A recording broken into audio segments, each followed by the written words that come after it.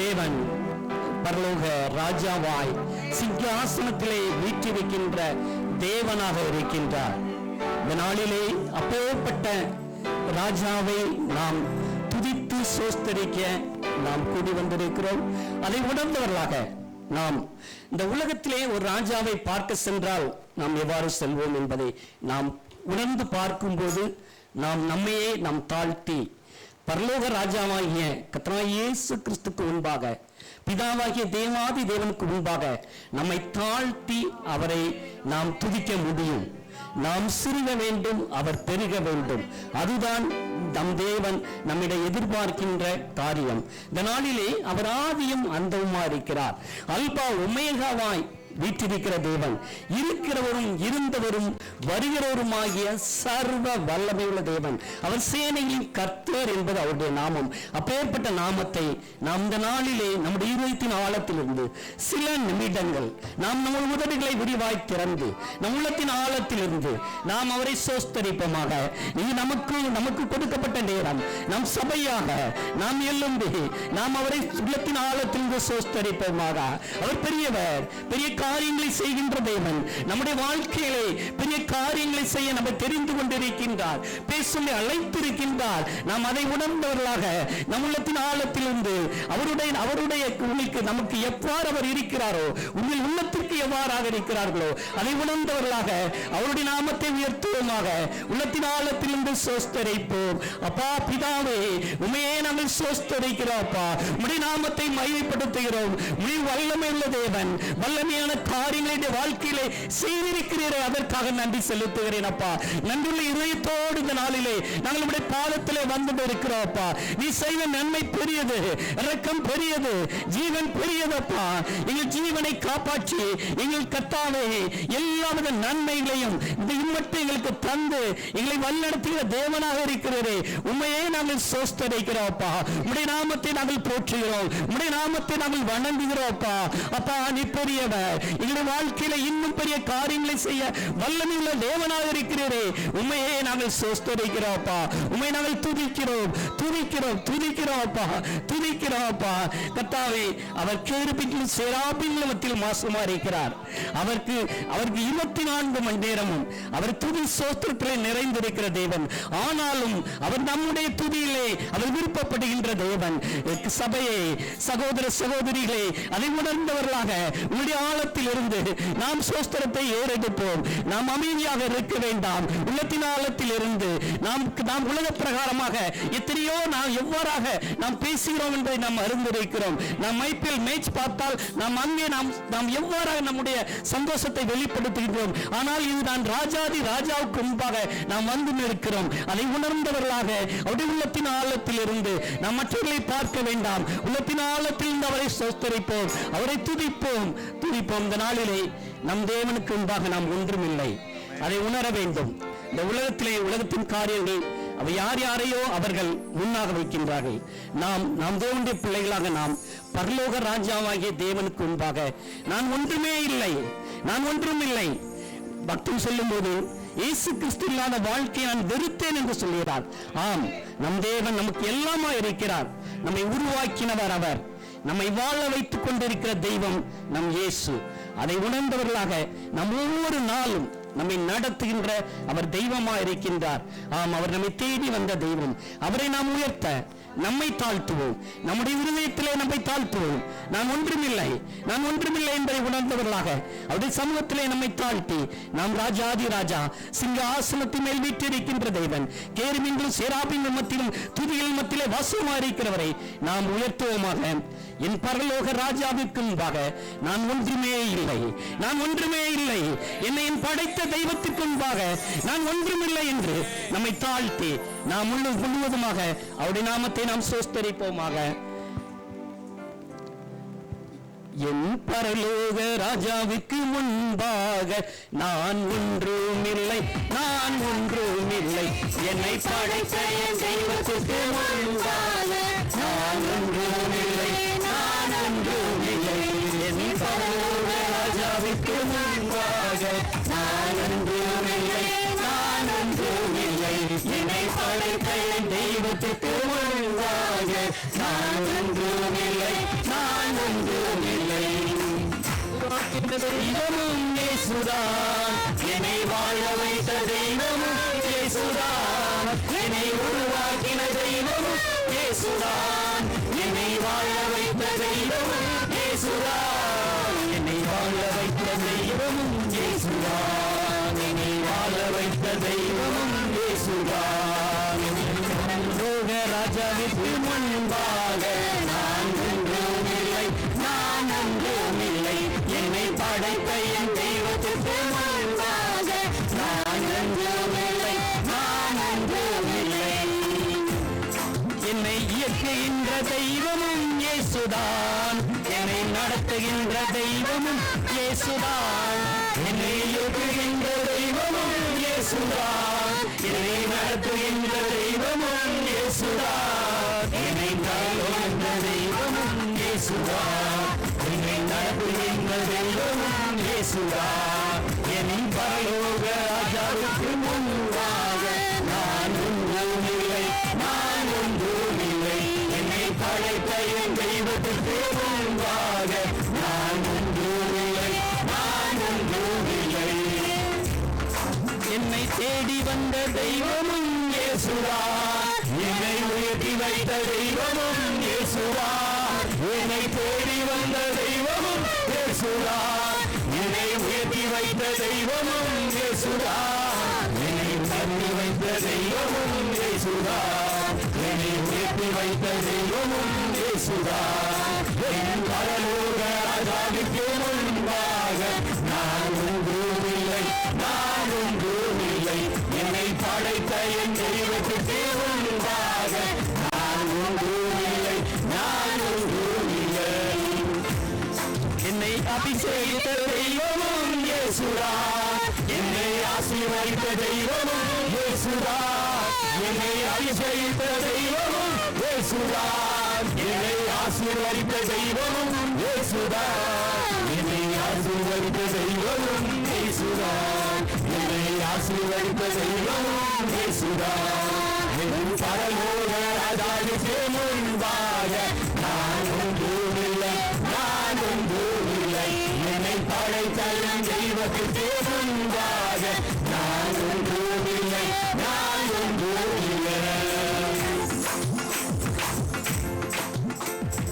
தேவன் நமக்கு கொடுத்த பாக்கியம் அப்பா பிதாவே என்று கூப்பிடக்கூடிய ஒரு புத்திர சுயர் ஆவி நம் உலகத்திலே அருளி செய்திருக்கிறார். அது எதனால் என்று நாம் பார்க்கும்போது கர்த்தராகிய இயேசு கிறிஸ்து அவரையே நமக்காக ஒப்புக் கொடுத்து, அவரை நம்மைக்காக பலியாக ஒப்புக் கொடுத்து, பிதாவாகிய தேவாதி தேவனிடத்திலே ஒரு சேரக்கூடிய பாக்கியத்தை அப்பா பிதாவே என்று கூப்பிடக்கூடிய அந்த புத்திர சுவியார ஆவியை நமக்கு அருளி செய்திருக்கிறார். அப்பேற்பட்ட தேவனை நாம் ஸ்தோத்திரிப்போம். ஏனென்றால் அவர் நமக்கு எபினேசரா இருக்கின்றார். எபினேசர் என்று சொல்லும் போது இதுவரை உதவி செய்த தேவன் இன்னும் உதவி செய்ய வல்லவராய் இருக்கிறார். நம்மை நாமே நாம் பார்க்கும்போது நம்ம எல்லாருக்குமே ஒரு எதிர்காலத்தை குறித்த ஒரு பயங்கள் இருக்கலாம். ஆனால் வேத வசனம் சொல்லுகிறது நம்முடைய காலங்கள் அவருடைய கரத்தில் இருக்கிறது என்று. ஆம், நமக்காக அவர் குறித்ததை நிறைவேற்றி முடிக்கின்ற தேவன். எல்லாம் நன்மைக்காகத்தான் நடைபெறும் நம்முடைய வாழ்க்கையிலே. ஏனென்றால் அவர் இதுவரை உதவி செய்த தேவன் இன்றும் உதவி செய்ய அவர் வல்லமை உள்ள தேவனாக நமக்கு இருக்கிறார். அதை உணர்ந்தவர்களாக நம்முடைய உள்ளத்தின் ஆழத்தில் இருந்து நாம் மீண்டுமாக அவரை ஸ்தோத்திரிப்போம். அவருக்கு நமக்கு எவ்வாறாக அவர் இருந்தார், நம்முடைய வாழ்க்கையிலே நாம் கடந்து வந்த பாதையிலே அவர் எனக்கு எவ்வாறாக இருந்திருக்கிறார் என்பதை உணர்ந்தவர்களாக நாம் சில நிமிடங்கள், சில 2-3 நிமிடங்கள் நம்முடைய உள்ளத்தின் ஆழத்தில் இருந்து ஸ்தோத்திரிப்போம். அப்பா உம்மை துதிக்கிறோம். அப்பா பிதாவே என்று கூப்பிடக்கூடிய புத்திர சுய ஆவி எங்களுக்கு அருளி செய்தவரே உண்மையே நாங்கள் ஸ்தோத்திரிக்கிறோம். அப்பா நீர் இருக்கிறவர், இருந்தவர், வருகிறவருமாகிய சர்வ வல்லமை உள்ள தேவன். அப்பேற்பட்ட தேவன் எங்களுடைய வாழ்க்கையில எபினேசராய் இருந்திருக்கிறேனே, இதுவரை உதவி செய்தீரே, இன்னும் உதவி செய்ய வல்லமை உள்ள தேவனே உண்மையே நாங்கள் போற்றுகிறோம். அப்பா உம்மை துதிக்கிறோம். அப்பா அல்லேலூயா, அல்லேலூயா. உம்முடைய நாமத்துக்கே நாங்கள் சோஸ்திரம் செலுத்துகிறோம் அப்பா. உண்மையே நாங்கள் சோஸ்தரிக்கிறோம். நீ பெரியவர் அப்பா, உண்மை சோஸ்தரிக்கிறோம். எங்களுடைய துதி சோஸ்திரங்களை நீர் ஏறெடுத்துக் கொள்ளும் அப்பா.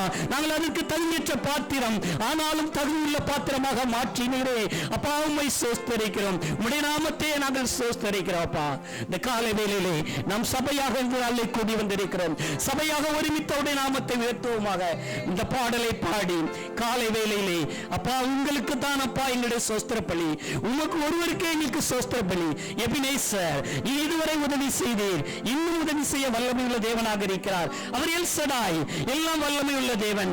இன்னும் வல்லமையான காரியங்களை நம்முடைய வாழ்க்கையிலே செய்ய எதிர்பார்த்தவர்களாய், அவருடைய வல்லமையை நாம் எதிர்பார்த்தவர்களாய் அதை நாம் அறிக்கையிடும் போது அவர் நம்முடைய வாழ்க்கையிலே பெரிய காரியங்களை செய்ய தேவன் வல்லமையுள்ள தேவனா இருக்கார். அது மட்டுமல்ல, அவர் நம்மை காண்கின்ற தேவன், நம்மை காண்கின்ற தேவன், அவர் எல்லாம் பார்த்துக் கொள்கின்ற தேவன், அவர் சமாதானத்தை தருகின்ற தேவன், என்னாலும் வெற்றி தருகின்ற தேவன். அது மாற்றமல்ல, அவர் சுகத்தை தருகின்ற தேவன்.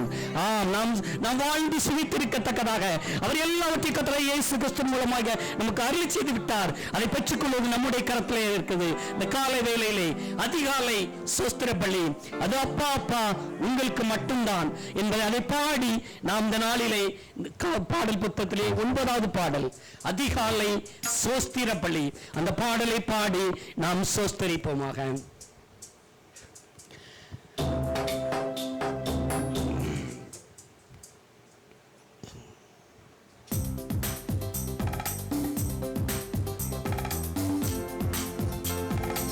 அதிகாலை சோஸ்திர பலி, அப்பா அப்பா உங்களுக்கு தான் ஆராதனை. சோஸ்திர பலி, அப்பா அப்பா உங்களுக்கு தான், அப்பா அப்பா உங்களுக்கு தான், அப்பா அப்பா உங்களுக்கு தான். எபினேசர், எபினேசர், இதுவரை உதவி செய்தீர். எபினேசர், எபினேசர், இதுவரை உதவி செய்தீர், இதுவரை உதவி செய்தீர். எபினேசர், எபினேசர், இதுவரை உதவி செய்தீர். எபினேசர், எபினேசர், அதிகாலை சோஸ்திர பலி, அப்பா அப்பா உங்களுக்கு தான் ஆராதனை. சோஸ்திர பலி, அப்பா அப்பா உங்களுக்கு தான். பரிசுத்த பரிசுத்த பரலோக ராஜாவே, பரிசுத்த பரிசுத்த பரலோக ராஜாவே, பரலோக ராஜாவே, பரிசுத்த பரிசுத்த பரலோக ராஜாவே, பரிசுத்த பரிசுத்த அதிகாலை சோஸ்திர பலி, அப்பா அப்பா உங்களுக்கு தான் ஆராதனை. சோஸ்திர பலி, அப்பா அப்பா உங்களுக்கு தான். எல் ஷடாய், எல் ஷடாய், எல்லாம் வல்லவரே. எல் ஷடாய், எல் ஷடாய், எல்லாம் வல்லவரே, எல்லாம் வல்லவரே. எல் ஷடாய், எல் ஷடாய், எல்லாம் வல்லவரே. எல் ஷடாய், எல் ஷடாய், அதிகாலை சோஸ்திர பலி, அப்பா அப்பா உங்களுக்கு தான் ஆராதனை. சோஸ்திர பலி, அப்பா அப்பா உங்களுக்கு தான். எல்லோய் எல்லோய், என்னை காண்பவரே. எல்லோய் எல்லோய், என்னை காண்பவரே, என்னை காண்பவரே. எல்லோய்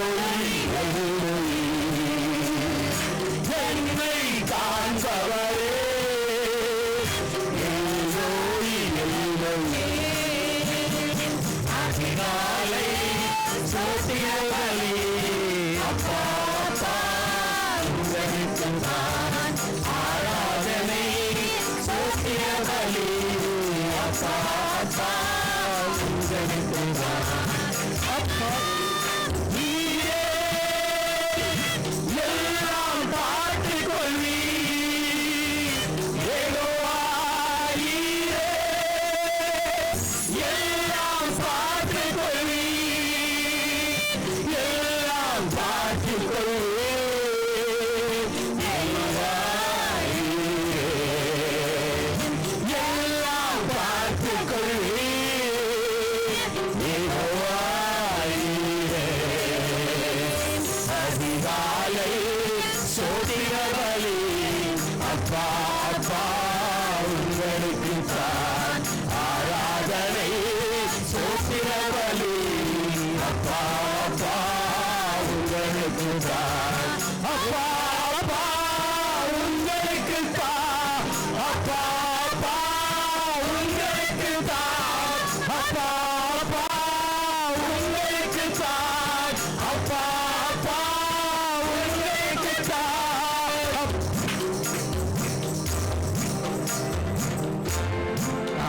யெகோவா ஈரேவா இருக்கிற தேவன், அவர் எல்லாம் பார்த்துக் கொள்ளுகிற தேவன். ஆபிரகாம் சொன்னபோது, ஆபிரகாம் பகனபலிக்காக ஈசாக்கு நாம் என்ன செய்வோம் என்று கேட்டபோது, எல்லாம் கர்த்தருடைய பருவத்திலே பார்த்துக் கொள்ளப்படும் என்ற விசுவாசத்தோடு கடந்து சென்றார். தேவன் எல்லாவற்றையும் பார்த்துக் கொண்டார். அவருடைய பருவத்திலே வந்திருக்க நாம், இந்த சமூகத்திலே நாம் வந்திருக்கிற நாம், நம்முடைய காரியங்கள் அது எதுவாக வேண்டுமானால் இருக்கலாம். அது எதுவாக இருந்தாலும், எப்பேற்பட்ட பிரச்சனைகள், எப்பேற்பட்ட காரியங்கள், எப்பேற்பட்ட தேவைகள் என்று எதுவானாலும் இருக்கலாம், அதை அவர் பார்த்துக் கொள்கிற தேவன். அதை உணர்ந்தவர்களாக நாம் இந்த நாளிலே அவருடைய கரத்திலே நாம் ஒப்புக் கொடுக்குவோம். அது எந்த காரியமும் இருக்கட்டும், அது எப்பேற்பட்ட காரியமானாலும் அவருக்கு ஒன்றும் இல்லை, அது அவருக்கு ஆகாத காரியம் ஒன்றும் இல்லை. அவர் செய்ய வல்லமை உள்ள தேவன். அவர் சொன்னதை செய்யும் அளவும் அவர் கைவிட மாட்டார். அப்பேற்பட்ட தேவனை இந்த நாளிலே அதை எதிர்பார்த்தவர்களாக நாம் உள்ளத்தின் ஆழத்திலிருந்து ஆராதிப்போம். அவருடைய சமூகத்திலே பார்த்துக் கொள்ளப்படும். அதை உணர்ந்தவர்களாக நம் உள்ளத்தின் பாருங்கள் அது எதுவாக இருந்தாலும் அவர் நமக்கு தந்தையாய் இருக்கின்ற தேவன். அவர் யெகோவா தந்தையாய் நமக்கு இருக்கிறார். நாம் தந்தை என்று சொல்லும் போது, நம் தந்தை நம்முடைய பிள்ளைகள் கஷ்டப்படுவதை நாம் யாருமே விரும்ப மாட்டோம். நம்முடைய பிள்ளைகள் நன்றாக இருக்க வேண்டும். நாம் உலக பிரகாரமாக நம்முடைய பிள்ளைகள் நன்றாக இருக்க வேண்டும் என்று நாம் விரும்புகிறவர்களாக நாம் இருக்கின்றோம். ஆனால் நம் பரம தகப்பன் நாம் எவ்வாறாக இருக்கும் என்று அவர் விரும்புகிறார். ஒரு குறையும் இல்லாமல் அவர் நிறைவாய் நடத்துகின்ற தேவன். நம்முடைய வாழ்க்கையிலே குறைகள் இருக்கலாம், அதை அவர் வல்லமையாய் நம்முடைய வாழ்க்கையிலே ஒரு ஜெயத்தை தருகிறார். ஜெயத்தை தருகிற தேவனாய் நடத்த இருக்கின்றார். அதை உணர்ந்தவர்களாக, நீர் என் தந்தை, நான் உம்முடைய பிள்ளை, நீர் என் தந்தை, நான் அந்த உம்முடைய பிள்ளை என்ற அந்த உறவுக்குள்ளாக நாம் ஒப்பு கொடுத்து இந்த காலை வேளையிலே நீரே எனக்கு, நீர் எல்லாவற்றையும் என் தேவையெல்லாம் சந்திக்க வல்லமை உள்ள தேவன். எனக்கு இந்த வாழ்க்கையிலே நீர் மாத்திரம் போதும், நீர் ஒருவர் மாத்திரம் போதும், வேறு எதுவும் எனக்கு தேவையில்லை என்பதை உணர்ந்தவர்களாக நம் உள்ளத்தின் ஆழத்தில் இருந்து இந்த நாளிலே ஒப்பு கொடுத்து, யெகோவா நீரே தந்தையாம் தெய்வம், நீர் மாத்திரம் எனக்கு போதும் அப்பா, வேறு எதுவும் இந்த உலகத்திலே தேவையில்லை. இந்த உலகம் ஒரு மாயான உலகம். அந்த மாயான உலகத்தை தேடி ஓட வேண்டாம். நம் தேவனுக்கு நம்மை ஒப்பு கொடுத்து வாழும் போது அவருடைய பெரிய ஆசீர்வாதத்தை வைத்திருக்கிறார். இன்மைக்கும் மறுமைக்குரிய ஆசீர்வாதத்தை வைத்திருக்கிறார். அதை தம்முடைய பிள்ளைகள் ஒருவருக்கே வைத்திருக்கிறார். அதை உணர்ந்தவர்களாக இந்த நாளிலே யெகோவா நீரே தந்தையாம் தெய்வம் என்ற இந்த பாடலை பாடி, நீர் மாத்திரம் போதும், நீர் மாத்திரம் போதும் என்றால் அந்த கடைசி சொல்லை பார்க்கும்போது, இயேசுவே நீரே என் ஆத்தும நேசர், என் ஆத்தும நேசர். நம் ஆத்துமா அவரை எவ்வாறாக நேசிக்கிறது என்பதற்கு உதாரணமாக, என்னையே மிக்க உண்மையே தந்தீரே, நான் என் வாழ்நாள் முழுவதும் நான் உமக்காக வாழ்வேன். என் வாழ்நாள் முழுவதும் இந்த ஜீவன் நம்முடைய இருக்கும் வரை நாம் அவருக்காக வாழ வேண்டும். அதை நாம் உணர்ந்தவர்களாக, வேறு யாருக்காகவும் அல்ல, வேறு யாருக்காகவும் அல்ல, என் தேவன் எனக்காக அவருடைய ஜீவனை கொடுத்தார், அவருக்காக நான் என்ன செய்திருக்கிறேன், அதை உணர்ந்தவர்களாக நீர் மாத்திரம் போதும் என்ற பாடலை பாடி நம்மை நாமே அவருடைய சமூகத்திலே அவருடைய தழும்புகளால் சுகமாகிறோம் என்று வேதம் சொல்லுகிறது. ஏசாயா 53:5 உன் தழும்புகளால் குணமாகிறோம். அதை எதிர்பார்த்தவர்களாக நம்முடைய வாழ்க்கையில எந்த பிரச்சனைகள் இருந்தாலும் அதை அவர் பார்த்துக் கொள்வார். என் தந்தையா இருக்கிறார் என்பதை உணர்ந்தவர்களாக இந்த பாடலை பாடி நாம் சோஸ்தரிப்போம்.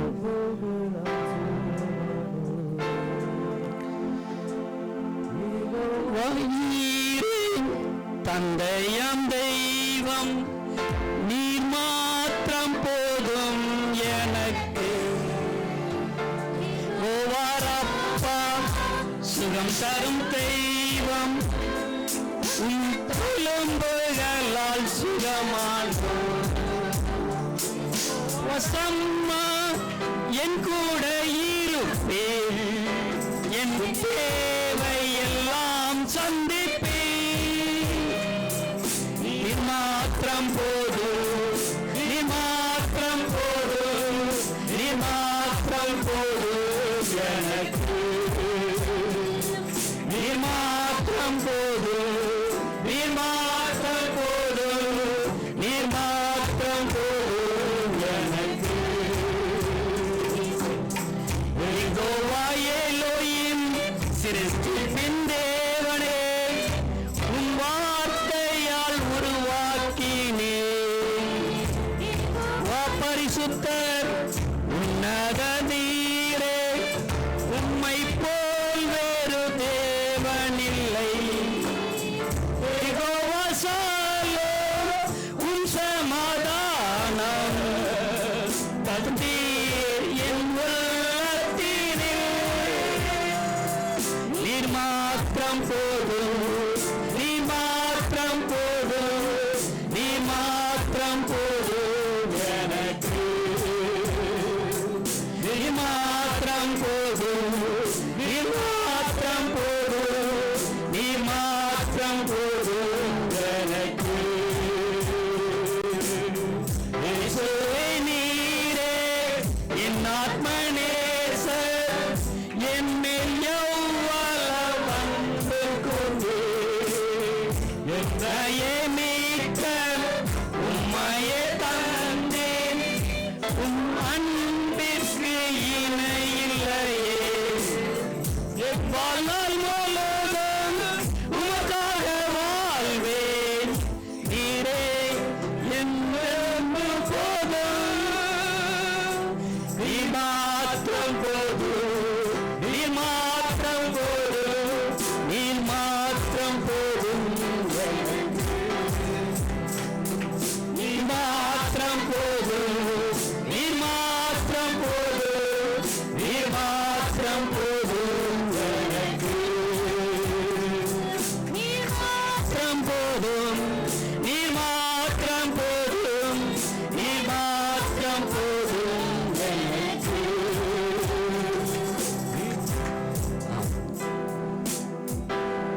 தேவனுடைய பிள்ளைகளாகிய நமக்கு அவர் மாத்திரம் போதும். அவர் ஒருவரே நம்முடைய வாழ்க்கையிலே நம்மை வழி நடத்துகிற தேவன். வழி இதுவே, இதிலே நடவுங்கள் என்று சொல்லுகிற தேவனாக இருக்கிறார். நம்முடைய வாழ்க்கையிலே முழுவதும் நம்முடைய சமூகத்தில் எதிர்பார்க்கிற ஒன்று, அவர் நமக்கு மேய்ப்பராக இருக்கின்ற தேவன். நாம் அவர் மேய்ச்சலின் ஜனங்கள், ஆடுகள் என்று வேதம் சொல்கிறது. அதை நாம் அவ்வாறாக உணர்ந்து நம்மையே நாம் சமூகத்திலே அவருடைய கருத்தில் தாழ்த்தி ஒப்புக் கொடுக்கும்போது, ஜீவன் உள்ள நாளெல்லாம் நன்மையும் கிருபையும் அவர் நம்மை தொடரச் செய்கிற தேவனாக இருக்கிறார். அதில் எந்த சந்தேகமும் வேண்டாம். அதை உணர்ந்த தேவனுடைய பிள்ளைகளாக நாம் இந்த நாளிலே மீண்டுமாக நம்முடைய இதயத்தில் ஆழத்திலிருந்து அப்பா நாம் அதை அறிக்கையிடுவோம். ஜீவன் உள்ள நாளெல்லாம் நன்மையும் கிருபையும் எங்களை தொடரச் செய்கிற தயவுக்காக கொடானபடி ஸ்தோத்திரம் செலுத்துகிறோம்ப்பா. நம்ம ஒவ்வொருவரும் இந்த ஆழத்தில் இருந்து கடைசியாக ஜீவன் உள்ள நாளெல்லாம் நன்மையும் கிருபைகளை தொடரச் செய்கிற தயவுக்காக கொடானுகொடை ஸ்தோத்திரம் செலுத்துகிறோம். இம்மட்டும் எங்கள் வாழ்க்கையிலே நடத்தினீரே, இனி நடத்த வல்லமையுள்ள தேவனே, உண்மையே நாங்கள் சுஸ்தரிக்கிறோம். கர்த்தரை நாம் மட்டும் மையப்படுவதாக உடைய நாமத்தை நாங்கள் மீண்டுமாக உயர்த்திரோப்பா. நீர் உங்களுடைய முகத்தின் வெளிச்சம் எங்கள் மேல் பிரகாசித்த தயவுக்காக கொடானுகொடை ஸ்தோத்திரம் செலுத்துகிறோப்பா.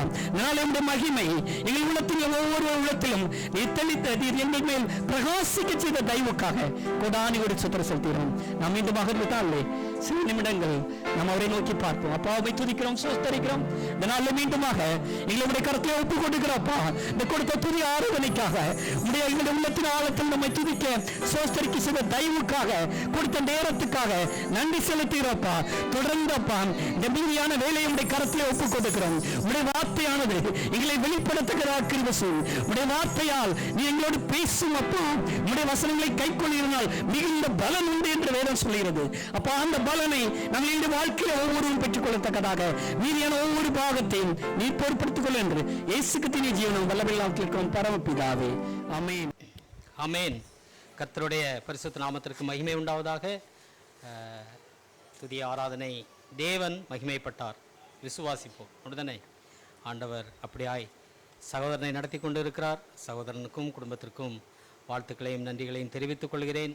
கர்த்தருடைய நாம மாத்திரம் இந்த இடத்திலே மகிமைப்படுவதாக. இப்பொழுதும் ஆண்டவருடைய வார்த்தைகளை நாம் கேட்க இருக்கிறோம். அந்த ஆண்டவருடைய வார்த்தை தேவன் கொடுத்த வார்த்தையாய் நம்மை மகிமைப்படுத்தி இந்த இடத்திலிருந்து கடந்து செல்லும் பொழுது தேவ மகிமை நம்மோடு கூடவே இருக்க வேண்டும். வருகிற நாட்கள் ஒரு ஆசீர்வாதமாக இருக்க வேண்டும். இதற்கு இந்த வார்த்தைகளுக்காக சகோதரன் சார்லஸ் அவர்களை ஜெபம் செய்யுமாறு அன்போடு வேண்டி. இன்றைய நாளிலும் தேவனுடைய வார்த்தை எனக்கு கொடுத்த ஆண்டவருக்கு நன்றி செலுத்துகிறேன். தேவ மகிமை மாத்திரம் வெளிப்பட வேண்டும். கர்த்தர் அப்படியாய் இந்த தேசத்தில் என்னை நடத்தி கொண்டிருப்பதற்காக நன்றி செலுத்துகிறேன். தேவன் வரும் நாட்களிலும் கிருபையாய் அவருடைய இரக்கங்களால் வழி நடத்துவார் என்று நான் விசுவாசிக்கிறேன். யோவான் 5ஆம் அதிகாரம் 22வது வசனம். ஆமென். இன்றைய நாளிலும் ஆண்டவருடைய வார்த்தை அப்படி என்று சொன்னால் நியாய தீர்ப்பு என்கிற ஒரு காரியத்தை குறித்து உங்களோடு கூட பகிர்ந்து கொள்ள இருக்கிறேன். நியாய தீர்ப்பின் அதிகாரம் முழுவதும் யாருக்கு கொடுக்கப்பட்டு இருக்கிறது அப்படின்னு சொல்லி இந்த வசனத்தில் நாம் வாசித்தோம் என்று சொன்னால் யாருக்கு கொடுக்கப்பட்டு இருக்கிறது? அவருடைய குமாரனாகிய ஆண்டவராகிய இயேசு கிறிஸ்துவிற்கு கொடுக்கப்பட்டு இருக்கிறது. அப்படித்தானே? அதற்கு முன்பதாக இந்த வார்த்தைகளை நான் உங்களோடு கூட பகிர்ந்து கொள்வதற்கு முன்பதாக என்னுடைய ஒரு மிகப்பெரிய ஒரு சாட்சி, சிறு சாட்சி அல்ல, மிகப்பெரிய ஒரு சாட்சியை உங்களோடு கூட பகிர்ந்து கொள்வதிலே நான் மிகவும் மகிழ்ச்சியும் சந்தோஷம் உள்ளவனாக இருக்கிறேன். கடந்த 2 வாரங்களுக்கு முன்பாக என்னோட சகோதரன் ஓமான் தேசத்தில் இருக்கிறார்கள். குடும்பமாய் அவர்கள் அங்கு இருக்கிறார்கள். திடீரென்று ஒரு நாள், அடிக்கடி வாரத்தில் 2 நாட்கள் 3 நாட்கள் சகோதரன் ஃபோன் பண்ணி, என்னுடைய இளைய சகோதரன் ஃபோன் பண்ணி எப்பொழுதும் பேசுவான். என்னை குறித்து எப்பொழுதும் அதிகமாய் விசாரிப்பான். அப்போது ஒரு நாள் திடீரென்று ஒரு நாள் சொன்னான். அப்போ நான் சொன்னேன், எனக்கு வேலையே இல்லை, சும்மா தான் உட்காந்துக்கிட்டு தூங்கிக்கிட்டு இருக்கேன் அப்படின்னு. இது ஒரு வருடமாக என்னுடைய கம்பெனியில் நடந்து கொண்டு இருக்கிற ஒரு காரியம். அது ஒரு சில சகோதரர்களுக்கு தெரியும். ஏன்னா கம்பெனி வேலையும் கிடையாது, ரொம்ப ஒரு நிலைமை ரொம்ப மோசமான ஒரு கண்டிஷனில் தான் போய்கிட்டு இருக்கு. அப்படிங்கிற ஒரு நிலைமையில் காலையில் ஆஃபீஸுக்கு போய்ட்டு அப்படி சும்மா இருந்துட்டு வர்றது தான். 3 மணி 4 மணிக்கு மீண்டுமாக ரூமில் வர்ற இப்படியே தான் போய் கொண்டு இருக்கிறது. அப்போ ஒரு நாள் சொன்னான், நான் சும்மா தூங்கிட்டும் வந்துட்டும் போய்கிட்டு தான் இருக்கேன் அப்படின்னு சொன்ன உடனே என் சகோதரன் சொன்னால், நீ அப்படின்னா ஒரு 10 நாள் உனக்கு ஒரு விசா எடுத்து தரேன், நீ இந்த நாட்டிற்கு வந்து செல் அப்படின்னு சொல்லி, சரி குடும்பத்தோடு இருக்கலாம் என்று சொல்லி. ஏன்னா நான் வெக்கேஷன் போய் 3 வருடம் ஆகிவிட்டது. கம்பெனியுடைய சூழ்நிலையின் காரணமாக போக முடியவில்லை. அப்போது அவன் சொன்னால், நீ இங்கே வா, நான் உனக்கு விசா டிக்கெட் எல்லாமே நான் போட்டு கொடுக்குறேன் அப்படின்னா. நான் இப்போ யோசனை பண்ணி சொல்கிறேன் அப்படின்னு சொல்லிட்டு மறுநாள் என்கிட்ட கேட்டான், நீ வா அப்படின்னு சொல்லி. அவங்க நாங்கள் முழுவதுமாக ஆர்சியில் எங்களுடைய குடும்பமானது இருந்தது. அதனால் அவங்க ஓமான் தேசத்திலே மிகப்பெரிய ஒரு ஆலயமாக இருக்கிறது ஆர்சி பள்ளி. அந்த ஆலயத்திற்கு தான் அவர்கள் செல்வார்கள். அப்போ அவன் சொன்னான், ஆலய திருநாள் நடக்கிறது, நீ வா, வந்து விட்டு செல்லலாம் என்று சொல்லி என்னை அழைத்திருந்தான். அப்போ நானும் விசா எடுத்து எனக்கு அனுப்பியிருந்தாங்க. டிக்கெட் எல்லாம் போடுவதற்கு கூட மிகவும் கடினமான சூழ்நிலை, அதற்கு சபையின் சகோதரர்கள் உதவினார்கள். அப்படியாய் நான் அந்த தேசத்திற்கு கடந்து சென்றேன். முதல் நாள் திருவிழா. அந்த திருநாள் என்பது ஆர்சியில் உள்ளவங்களுக்கு தெரியும், 10 நாள் திருவிழா நடக்கும். இந்த 10 நாள் திருவிழாவிலே நான் 7வது திருநாள் முதல் அதில் கலந்து கொண்டேன். 7வது திருநாள் முடிந்து 8வது திருநாள் அன்று ஒரு அறிவிப்பு அவர்கள் சபையில் கொடுத்தார்கள். அந்த ஆராதனை முடிந்தவுடன் ஃபாதர் சொன்னார், நாளைக்கு சபையில் 3 கேள்விகள் கேட்கப்படும். இந்த 3 கேள்விகளுக்கு நீங்கள் பதில் சொல்கிறவர்களுக்கு உடனடியாக அந்த இடத்திலே பரிசுகள் வழங்கப்படும் என்று சொன்னார்கள். மிகப்பெரிய சபை. எனக்கு அன்றைக்கு தெரிந்து ஒரு எப்பொழுதும் அந்த சபையில் நான் சென்ற நாள் முதல் ஒரு 600-700 பேர் பங்கெடுத்துக் கொள்வார்கள். மாலை நேரங்களிலே அதனுடைய ஆராதனை, பகல் வேளைகளிலே இல்லை. வேளாங்கண்ணி மாதாவினுடைய ஆலயம் ஒரு 600-700 பேர் இருக்கக்கூடிய மிகப்பெரிய ஒரு சபையாக இருந்துச்சு. மறுநாள் அந்த சபையில் கேள்விகள் கேட்கப்படும், நீங்கள் பதில் சொல்கிறவர்களுக்கு பரிசுகள் உடனடியாக கொடுக்கப்படும் என்று சொல்லி சொன்னார்கள். அப்போது மறுநாள் நாங்கள் ஆலயத்திற்கு சென்றிருந்தோம். இதை குறித்ததான ஒரு அந்த பரிசு கிடைக்கும் அப்படிங்கிறதில்ல. என்னுடைய தம்பியினுடைய பிள்ளைகள் வந்து மிகவும் ரொம்பவும் பாசமாக இருப்பாங்க என்கிட்ட. அப்போ என்னுடைய இளைய மகள், தம்பியினுடைய இளைய மகள் சொல்லுவாள், பெரியப்பா நீங்கள் எப்படியாவது பரிசு வாங்கிடணும், பதில் சொல்லுங்கள். ஏன்னா நாங்கள் எங்களுடைய குடும்பங்களிலே ஆராதனைகளே எப்போதாவது குடும்ப ஆராதனை வந்து சூமில் நாங்கள் நடத்துவது உண்டு. அப்படியான சூழ்நிலையில் அப்படி நாங்கள் அந்த ஆராதனை முடிந்தவுடன் அன்றைய நாளிலும் ஆராதனை முடிஞ்சு நம்ம தமிழில் சொல்லுவாங்க, ஆர்சியில் பூசை அப்படின்னு சொல்லுவாங்க. அந்த பூசை முடிந்த உடன் அதற்கான கேள்விகள் கேட்கப்பட்டது. ஆண்டவருடைய பரிசுத்த நாமத்திற்கு மகிமை உண்டாவதாக. அந்த முதலாவது கேள்வியில் கேட்கப்பட்ட கேள்வியானது செய்தியில் இருந்து தான் அவங்க கேட்டது. நம்ம நினைச்சிருப்ப வேதத்தில் படித்து அந்த மாதிரி அப்படி இல்லை, செய்தியில் வேதத்திலிருந்து கேட்கப்பட்ட கேள்வி. அப்போது செய்திகளிலிருந்து கேட்கப்பட்ட முதல் கேள்விக்கு ஆண்டவராக இயேசு கிறிஸ்து எனக்கு அந்த ஞானத்தை கொடுத்து அதற்கு பதில் சொல்லத்தக்கதான ஒரு வார்த்தையை எனக்கு வெளிப்படுத்தினார். ஆண்டவருடைய மகிமை அந்த இடத்துல வெளிப்பட்டுச்சு. நான் அதற்குரிய முதலாவது அந்த கேள்விக்கு பதிலை சொன்னேன். அப்படியான ஒரு ஆசீர்வாதத்தை தேவன் அந்த இடத்துல அந்த சபையில் என்னை நிலைநிறுத்தி எனக்கு ஒரு பரிசு கிடைப்பதற்கு தேவன் கிருபை பாராட்டினார். ஆமென். இது பெருமைக்காக அல்ல, அந்த பரிசு கிடைப்பதற்கு வழிவகுத்து தந்தது என்னுடைய இந்த ஜெயமத் சபையும் என்னுடைய செயலாளர் என்கிற ஜபாகரன் அவர்களும் மற்றும் எல்லா சகோதரர்களும். இங்கிருந்து நான் கடந்து செல்வதற்கு நான் நினைக்கவே இல்லை. அந்த ஓமான் தேசத்திற்கு செல்வேன் என்றோ இல்லை ஒரு 500-600 பேர்களுக்கு மத்தியில் தேவனுடைய வார்த்தையை சொல்லி அதற்குரிய ஒரு பரிசு கிடைக்கும் என்றோ நாம் நினைத்து செல்லவில்லை. அதிலிருந்து அறிந்து கொண்டேன், தேவனை மகிமைப்படுத்துகிற நாம் தேவன் எந்த இடத்திலும் கொண்டு போய் மகிமைப்படுத்துவார் என்பதை நான் அறிந்து கொண்டேன். அல்லேலூயா, ஆமென், அல்லேலூயா. தேவன் மகிமைப்படுத்தினார். இதற்கு காரணமாக இருக்கிற சபையில் இருக்கிற சில சகோதரர்களும் சகோதரிகளையும் நான் பெயரை சொல்லி குறிப்பிட விரும்புகிறேன். என்று சொன்னால், நாங்கள் இதற்கு முன்னதாக இருந்த சபையில் ஒரு 7-8 வருடங்கள் நான் சபையில் இருக்கும் பொழுது சங்கீதம் கூட நாங்கள் வாசித்ததில்லை. பைபிள் ரீடிங் கூட கொடுக்க மாட்டாங்க. அவங்க சொல்லுவாங்க, வளர்ந்து வரக்கூடிய நாட்கள் இன்னும் இருக்கிறது என்று சொல்லி. நாங்கள் தனியாக இந்த சபையை ஆரம்பித்தது முதல் செக்ரட்டரி சொல்லக்கூடிய ஒரு வார்த்தை, எல்லோருக்கும் எல்லா விதத்திலும் பங்கு உண்டு என்று சொல்வார்கள்.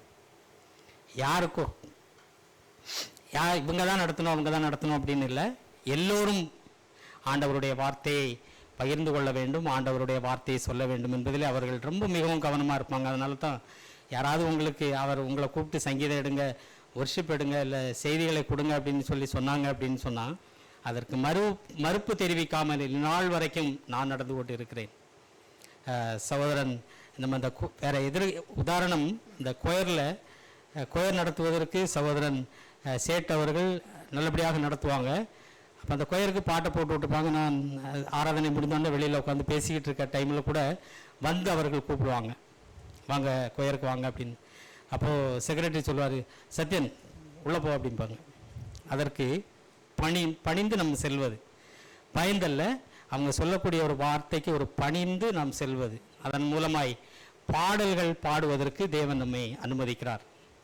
இந்த மாதிரியான வார்த்தைகளின் மூலமாக அந்த இடத்திலே தேவன் மகிமைப்படுத்தினார் என்று சொன்னால், ஒரு சில சகோதரர்களை நான் குறிப்பிட்டு சொல்ல வேண்டும்.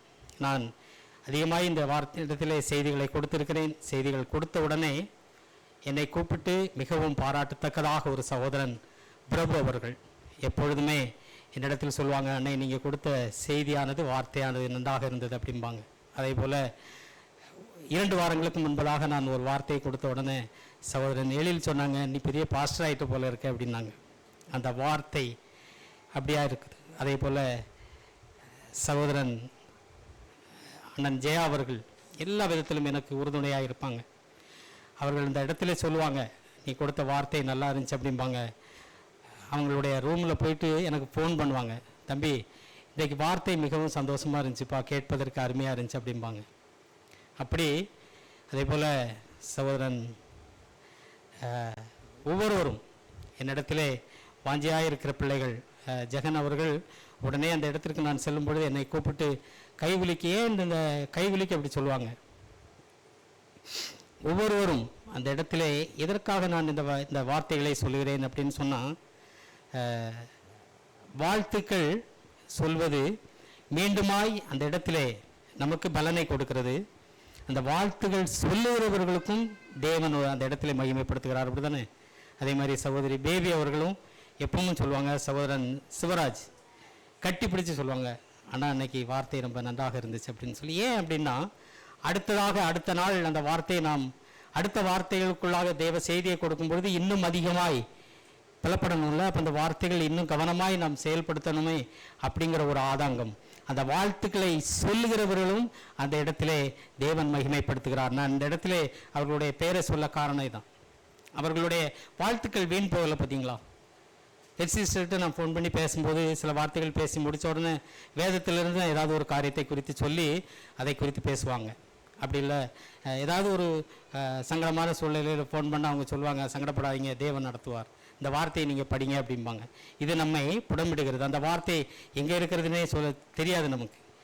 அவங்க சொல்லக்கூடிய அந்த வார்த்தைகளை நாம் எடுத்து படிக்கும் பொழுது மகிமைப்படுகிற தேவன் மகிமைப்படுகிறார், நம்மை மகிமைப்படுத்துகிறார். அப்படியாகத்தான் இந்த பரிசானது எனக்கு என்னுடைய என்னை சபை வளர்த்தது. அந்த இடத்திலே நான் பெற்றுக்கொள்வதற்கு காரணமாக இருந்த என் சபைக்கு, சபை பிள்ளைகளுக்கும், சபை குடும்பங்களுக்கும், சிறு பிள்ளைகளுக்கும், செயலாளர் அவர்களுக்கும் ஆழ்ந்த நன்றிகளையும் தெரிவித்துக் கொள்கிறேன். கர்த்தர் பரிசுத்தமாய் நம்மை வழிநடத்துவாராக. ஆமேன். வார்த்தைகளுக்குள்ளாக கடந்து செல்வோம். யோவான் 5ஆம் அதிகாரம் 22வது வசனத்தை மீண்டுமாக வாசிக்க.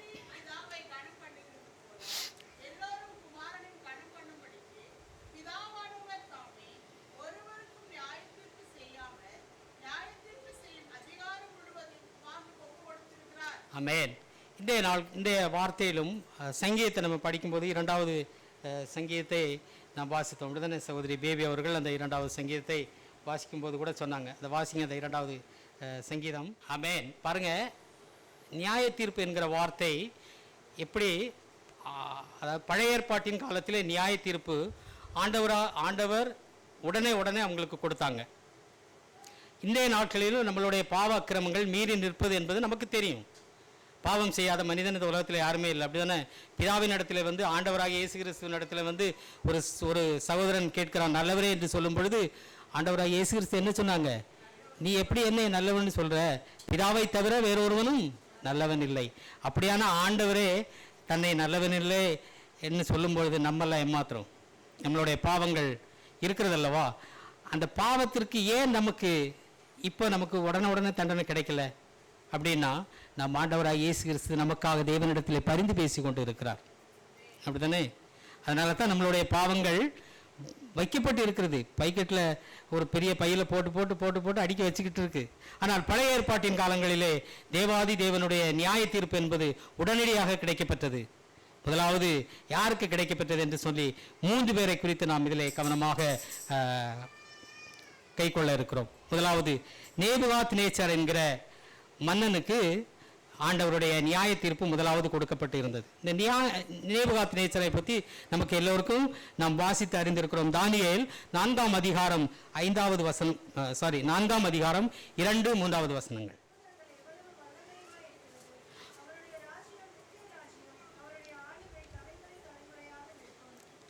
ஆமென். நேபுகாத்நேச்சர் என்கிற மன்னன் பாபிலோன் தேசத்தினுடைய மிகப்பெரிய ஒரு ராஜா. அந்த பாபிலோன் தேசத்தை ஆண்டு கொண்டு இருக்கிறவர். முதலாவது அதிகாரம், 2வது அதிகாரம், முதலாவது அதிகாரத்தை நாம் வாசித்து பார்த்தோம் என்று சொன்னால், இந்த நேபுகாத்நேச்சாருக்கு ஆண்டவரை குறித்ததான ஞானமோ அறிவோ கிடையாது, அப்படித்தானே? எதுவுமே தெரியாது. ஆனால் அந்த ராஜா இஸ்ரவேல் தேசத்திலே போய் அவர்களை இஸ்ரவேல் தேசத்திலே வெற்றி கொண்டு அவர்கள் அங்கே இருக்கிற ஆபரணங்கள், பொன்னு, வெள்ளி அவங்க கொள்ளையிட்டு கொண்டு சாதனங்கள் உண்டு. அப்படியாய் வருகிற நாட்களிலே அவர்கள் கொண்டு வந்த ஒரு மனிதன் யார் அப்படின்னு பார்த்தோம்னு சொன்னால் தானியேல். சரியா? இந்த தானியேல் வந்ததற்கு பிறகு இந்த நேபுகாத்நேச்சாருடைய குணாதிசயங்கள் மாற்றப்பட்டது. ஏன் அப்படின்னு சொன்னால், நேபுகாத்நேச்சர் மன்னனுக்கு இந்த 1ஆம் அதிகாரத்திலிருந்து நம்ம வாஸ்தவம் அப்படின்னா எப்பொழுதும் சொப்பனம் காண்கிற ஒரு காரியம் உண்டு. சொப்பனம் எல்லா மனுஷருக்கும் வரும், அப்படிதானே? சொப்பனங்களை கேட்கிற சில நேரங்களில் சொப்பனங்களை பார்த்துட்டு கலங்கி கொண்டு இருப்பாங்க வாரங்கள், அந்த வாரம் முழுவதும். இப்படி எனக்கு ஒரு சொப்பனம் வந்துச்சு, அப்படி ஒரு சொப்பனம் வந்துச்சு. அப்போ அந்த நேபுகாத்நேச்சர் மன்னனுக்கு சொப்பனங்கள் அதிகமாய் வருகிறது. இதை குறித்ததான அந்த சொப்பனத்தின் விளக்கங்கள் அவருக்கு தெரியாததுனால அவங்க தேசத்தில் இருக்கிற குறி சொல்லுறவங்க, ஜோசியக்காரங்க, கல்தேயர்கள், அவர்களுடைய மூப்பர்கள் எல்லாரும் வர வச்சு சொல்லணும் அப்படின்னு சொல்கிறாங்க. ஆனால் யாராலும் அதற்கு சில நேரங்களில் சொல்ல முடியாமல் ஆகிறது. ஆனால் அதற்கு சரியான விளக்கத்தை கொடுப்பதற்கு தேவ மைந்தன், அதாவது தேவ ஆவி, தேவர்களின் ஆவிகளை பெற்ற ஒரு பிள்ளை உண்டு அப்படின்னு சொன்னால் சாமுவேல் என்கிற ஒரு பிள்ளை. அப்போது முதலாவது சொப்பனத்திற்கு யாராலும் விடை சொல்ல முடியாதனால ராஜா ஒரு கட்டளை பிறப்பிக்கிறார். என்ன கட்டளை அப்படின்னு சொன்னால், நீங்கள் எல்லோரும் குறி சொல்ல, குறியின் இந்த வார்த்தைகளுக்கு, அதாவது என்னுடைய சொப்பனத்திற்கு உங்களால் யாரும் விளக்கம் சொல்ல முடியாததுனால இங்கே இருக்கிற அந்த குறி சொல்லுகிறவர்கள், கல்தேயர்கள் எல்லாத்தையும் கொண்டு போடும்படியாக ஒரு கட்டளை பிறப்பிக்கப்படுகிறது. இது சாமுவேலுக்கு தெரிய வருகிறது. அப்போ சாமுவேல் அங்கே உள்ள பிரதானிகளிடத்திலே கேட்கிறார், எதற்காக இப்படி செய்யணும் அப்படின்னு சொல்லிட்டு. அப்போது சாமுவேல் அந்த பிரதானி இடத்திலே சொல்லுகிறார், நான் இந்த சொப்பனத்தின் விளக்கத்தை நான் ராஜாவுக்கு முன்பாக சொல்வதற்கு ஆயத்தமாக இருக்கிறேன், நீங்கள் என்னை கொண்டு போங்க அப்படின்னு சொல்லி போய் அந்த சொப்பனத்தின் காரியங்களை குறித்து அவன் சொல்லுகிறான். சொன்ன உடனே மிகவும் சந்தோஷத்தோடு கூட முகங்குப்புற வீழ்ந்து, ஆண்டவருடைய பிள்ளைகளுக்கு கிடைக்கக்கூடிய மகிமை என்ன அப்படின்னு பார்த்தோம் அப்படின்னா, முகங்குப்புற வீழ்ந்து தானியேலை அந்த ராஜா, அவ்வளோ பெரிய ராஜா வணங்கினார். வணங்கி மேன்மையான ஒரு இடத்திலே அவருடைய அரண்மனையிலே வைத்திருந்தார். அதற்கு பிறகாக இப்படியாக நடந்து கொண்டு இருக்கிறது. அதற்கு பிறகு ஒரு சொப்பனம். அந்த சொப்பனத்தை குறித்து இதே மாதிரி குறிகள் சொல்லுகிறவர்களையும் அவர்களையும் வரவழைக்கிறாங்க. அவங்களால யாராலையும் சொல்ல முடியவில்லை. யார் சொல்கிறா அப்படின்னு சொன்னால், மீண்டுமாக தானியேல் வரவழைக்கப்பட்டு அதற்குரிய அந்த சொப்பனத்திற்குரிய விளக்கத்தை தேவன் தானியேல் மூலமாய் நேபுகாத்நேச்சருக்கு அறிவிப்பதற்கு சொல்லப்படுகிறது. தானியேல் 4ஆம் அதிகாரம் 5வது வசனம்.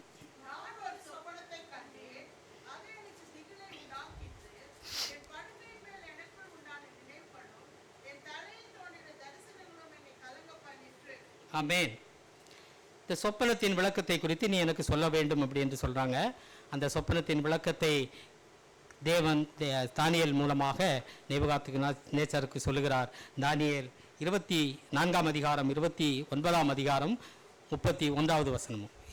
4ஆம் அதிகாரம் 29வது வசனம் முதல் 30.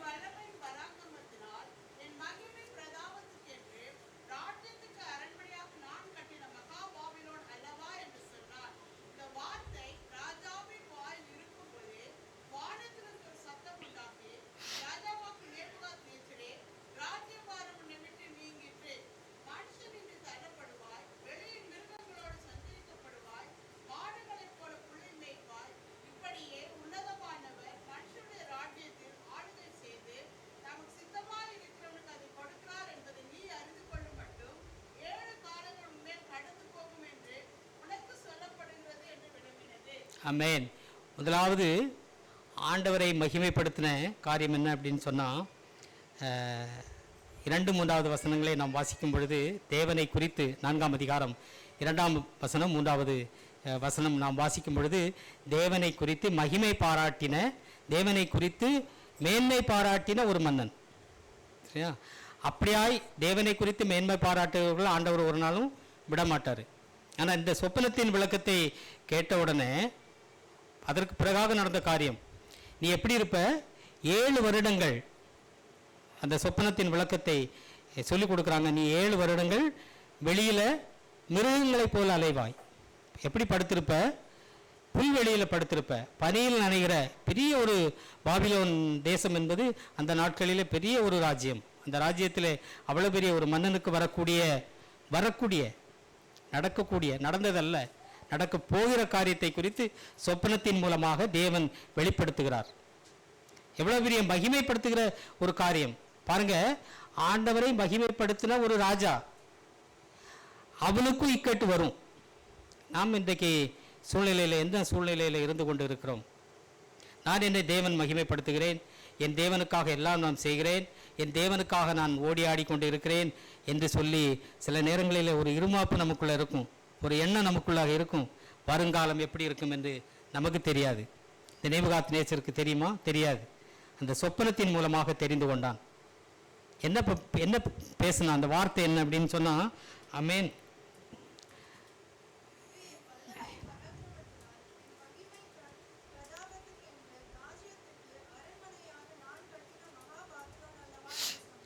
அந்த வாயின் வார்த்தை மகா பாபிலோன், நான் கட்டின மகா பாபிலோன் என்று சொல்லி அவனுடைய வார்த்தை வாயிலிருந்து வருவதற்கு முன்பதாக அவனுடைய ராஜ்ய பாரம் அவனிடத்திலிருந்து பிடுங்கப்பட்டு அவன் வெளி உலகிற்கு தள்ளப்பட்டான். பாருங்க, ஒரு நிமிடம் தான் ஆண்டவருடைய இன்றைக்கு மேன்மை பாராட்டி கொண்டு இருக்கிறோம், பெருமை பாராட்டி கொண்டு இருக்கிறோம், பொறாமை பாராட்டி கொண்டு இருக்கிறோம். ஒரு மனிதனை குறித்து எவ்வளவு பொறாமை பாராட்ட வேண்டிய காரியங்களை நாம் செய்து கொண்டு இருக்கிறோம். தேவனுடைய காரியம் செய்வதற்கு, சித்தம் செய்வதற்கு ஒரு வினாடி என்பதை நாம் இதன் மூலம் அறிந்து கொள்ள வேண்டும். மேன்மை பாராட்ட தேவனை குறித்து மேன்மை பாராட்ட வேண்டும், என்னை குறித்து மேன்மை பாராட்டுவதற்கு ஒன்றுமில்லை என்பதை நாம் அறிந்து கொள்ள வேண்டும். அதுக்கு தான் நேபுகாத் நேச்சார் என்கிற மன்னனின் மூலம் நியாய தீர்ப்பு தேவன் உடனடியாக கொடுத்தாரு. இன்றைக்கு நியாய தீர்ப்பு நமக்கு கிடைக்கல அப்படின்னு சொன்னால் நாம் ஆண்டவராகிய இயேசு கிறிஸ்து நமக்காக பரிந்து பேசி கொண்டு இருக்கிறார். கொடுத்தா நம்ம தாங்க முடியாது, அப்படிதானே? நேபுகாத் நேச்சார் மன்னனுக்கு 7 வருடங்கள் 7 காலங்கள் அப்படியான சூழ்நிலையிலே ராஜாவாக இருந்தவன் வெளி உலகிற்கு தள்ளப்பட்டு யாரும் காண முடியாத காடுகளுக்குள் வனாந்தரத்திற்குள் அலைய முடியுமா ஒரு மனிதனால்? மிருகங்களைப் போல அலைந்து திரிந்து கொண்டிருந்தான் நேபுகாத் நேச்சார் என்கிற மன்னன். எதனால வந்துச்சு? அவனுடைய பெருமைக்கு தேவன் எப்பொழுதுமே எதிர்த்து நிற்கிறாரு. பெருமை பாராட்டாதீர்கள். பெருமை பாராட்டுவதற்கு நம்ம இடத்துல ஒண்ணுமே கிடையாது. எவ்வளவு பெருமை பாராட்டி கொண்டு இருக்கிறோம். நம்ம இன்றைக்கு பெருமை பாராட்டுகிற மனிதர்களை நம்ம பார்த்து கொண்டு இருக்கிறோம். ஒன்றுமே கிடையாது. தேவனுக்கு முன்பாக, தேவன் வைத்திருக்கிற காரியத்திற்கு முன்பாக ஒரு வினாடி வாயின் வார்த்தைகள் வெளியில வரல. சிந்திக்க வேண்டும். ஆண்டவர் எப்படியாய் நம்மை வழி நடத்துகிறார், எவ்வளவு மேன்மையாய் நம்மை வழி நடத்தி கொண்டு இருக்கிறார். ஆலயத்திற்கு வந்துவிட்டு நாம் செல்வதை வீணாக போகாதபடிக்கு கை கொண்டு நடக்க வேண்டும். ஆண்டவரே, என்னுடைய நாட்கள், இந்த நாட்களில் ஏதாவது என் தேவனுக்கு விரோதமாக, பொல்லாப்பு என் சகோதரனுக்கு விரோதமாக நான் ஏதாவது பேசியிருந்தால் ஆண்டவரே தயவாய் என்னை மன்னித்தருளுங்க அப்படின்னு சொல்லி எப்பொழுதும் அறிக்கையிடக்கூடிய பிள்ளைகளாய் நாம் இருக்க வேண்டும். ஆண்டவராய் இயேசு கிறிஸ்து இன்றைக்கும் நமக்காக பரிந்து பேசி கொண்டு இருக்கிறதுனால நிலைநிறுத்தி வைத்திருக்கிறார் நம்மை தேவன். அல்லேலூயா. நிலைநிறுத்தி வைத்திருக்கிற தேவனுக்கு நாம் நன்றி உள்ள பிள்ளைகளாக, சாட்சி உள்ள பிள்ளைகளாக எப்பொழுதும் ஜீவிப்பதற்கு நம்மை ஒப்பு கொடுக்க வேண்டும். கர்த்தர் வழி நடத்துகிற தேவனாய் இருக்கிறார். யாக்கோபு 4ஆம் அதிகாரம் 6வது வசனம் சொல்கிறது,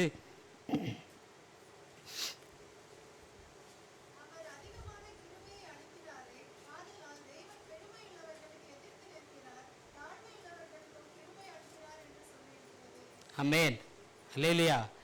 தாழ்மை பாராட்டி கொண்டு இருக்கும் பொழுது தேவ கிருபை எப்பொழுதும் நம்ம பின்தொடர்ந்து கொண்டு இருக்கும். சில நேரங்களில் சகோதரன் செக்ரட்டரி அவங்க எல்லாருக்கிட்டையும் கோபமாக பேசி பார்த்துருப்பீங்க. சில நேரங்களில் அன்பாகவும் பேசுவாங்க. சில நேரங்களில் ஏதாவது வார்த்தைகள் நான் பேசும்பொழுது நான் கூட அவங்கக்கிட்ட கோபத்தில் பேசியிருப்பேன். எதிர்த்து ஒரு வார்த்தை சொல்ல மாட்டாங்க. சரி சத்யன் அப்படின்னு சொல்லிட்டு விட்டுருவாங்க. அவர்களுக்கு பேசக்கூடிய உரிமை உண்டு. தாழ்மை எந்த இடத்துலையும் நம்மை உயர்த்துகிறதா இருக்கிறது. பெருமை நம்ம எந்த இடத்துலையும் என்ன செய்யும்? தாழ்த்தப்பட்டு விடுகிறது. அது நேபுகாத் நேச்சார் மன்னனின் மூலமாக நாம் படிக்கிறோம், வேதத்தை வாசிக்கிறோம். தினம் வேதத்தை வாசித்து நாம் கடந்து செல்வதற்காக அல்ல. வேதத்தில் எவ்வளோ மனிதர்கள் இருக்காங்க. தானியேல், சாமுவேல், சாத்ராக், மேசாக், அப்படிதானே, யாபேத், எவ்வளோ பேரை நாம் வாசிக்கிறோம். மோசேயின் மூலமாக இன்றைக்கு உலகத்திற்கு நமக்காக கொடுக்கப்பட்ட 10 கட்டளைகள், பிரமாணங்கள் எப்படியாக கிடைக்கப்பட்டுச்சு. அதன் மூலமாய் நாம் கற்றுக்கொண்டு இருக்கிறோமா? இன்றைக்கு நடந்து கொண்டு இருக்கிறோமா? 10 கட்டளையில் 2 கூட நம்மளால் பின்பற்றுவதற்கு சிரமமாக இருக்கும். அப்போ அந்த 10 கட்டளைகள் வீணாக கொடுக்கப்பட்டதல்ல, தேவன் நமக்காக கொடுத்திருக்கிறார். அதற்காகத்தான் நம் ஆண்டவராகிய இயேசு கிறிஸ்து நமக்காக நம் பக்கத்தில் இருக்கிறார். நம் பாவம், அக்கிரமங்கள் நமக்கு பெருகி கொண்டே இருக்கிறது.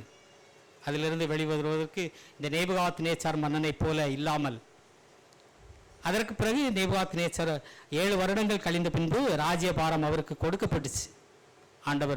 ஆண்டவரை தேடுவதால் மீண்டும் கொடுக்கப்படும் என்கிற ஒரு ஞானத்தை, ஒரு அறிவை நாம் பெற்றுக்கொள்ள வேண்டும். ஆமென். 7 வருடங்களுக்கு பிறகுதான் கிடைச்சது. அந்த 7 வருடம் அந்த மனிதனுடைய நிலைமை என்னதாக இருந்திருக்கும்? ஒரு நாள் துன்பத்திற்குள்ளாக நாம் கடந்து செல்லும் பொழுது நம்ம எவ்வளவு கண்ணீர் வடிக்கிறோம். ஆண்டவரே, எனக்கு இந்த துன்பம் எப்படியாக வந்துச்சு, அப்படின்னு சொல்லி நாம் அதாவது வேதத்தை வாசித்து விட்டு விடுவதற்காக அல்ல, அதனுடைய அர்த்தங்களை, அதனுடைய மறைபொருளை நாம் அறிந்து கொள்ள வேண்டும். நேபுகாத் நேச்சாருங்கிறது ஒரு கதையாய் நமக்கு தெரியும், ஆனால் அதற்குள்ளாக புதைந்து கிடக்கிற மறைபொருளை நாம் அறிந்து கொள்ள வேண்டும். தேவன் அப்படியாய் நேபுகாத் நேச்சார் என்கிற அந்த மன்னனின் மூலமாக பெருமை என்கிற காரியத்தை நாம் செய்யக்கூடாது என்பதை நமக்கு தெளிவுபடுத்தி தந்திருக்கிறார். அந்த வேதத்தின் மூலமாக கர்த்தருடைய மேலான அன்பு அந்த இடத்திலே வெளிப்பட்டுச்சு. மீண்டுமாய் அவர் அந்த ராஜ பதவியிலே இருப்பதற்கு தேவன் அனுமதித்தார். ராஜாவை, ஆண்டவரை தேடினதுனால வந்த பலன். நமக்கும் துன்பங்கள் வரும், கஷ்ட சூழ்நிலைகள் வரும், ஆனால் தேவன் நம்மை கைவிடாமல் நடத்துவார். மீண்டுமாய் அந்த இடத்திலே உன்னை நிலைநிறுத்தி வைப்பார். அதற்கு கர்த்தர் எப்பொழுதும் நம்மை வழிநடத்த வல்லவராயிருக்கிறார். தானியேல் 4ஆம் அதிகாரம் 36வது வசனம்.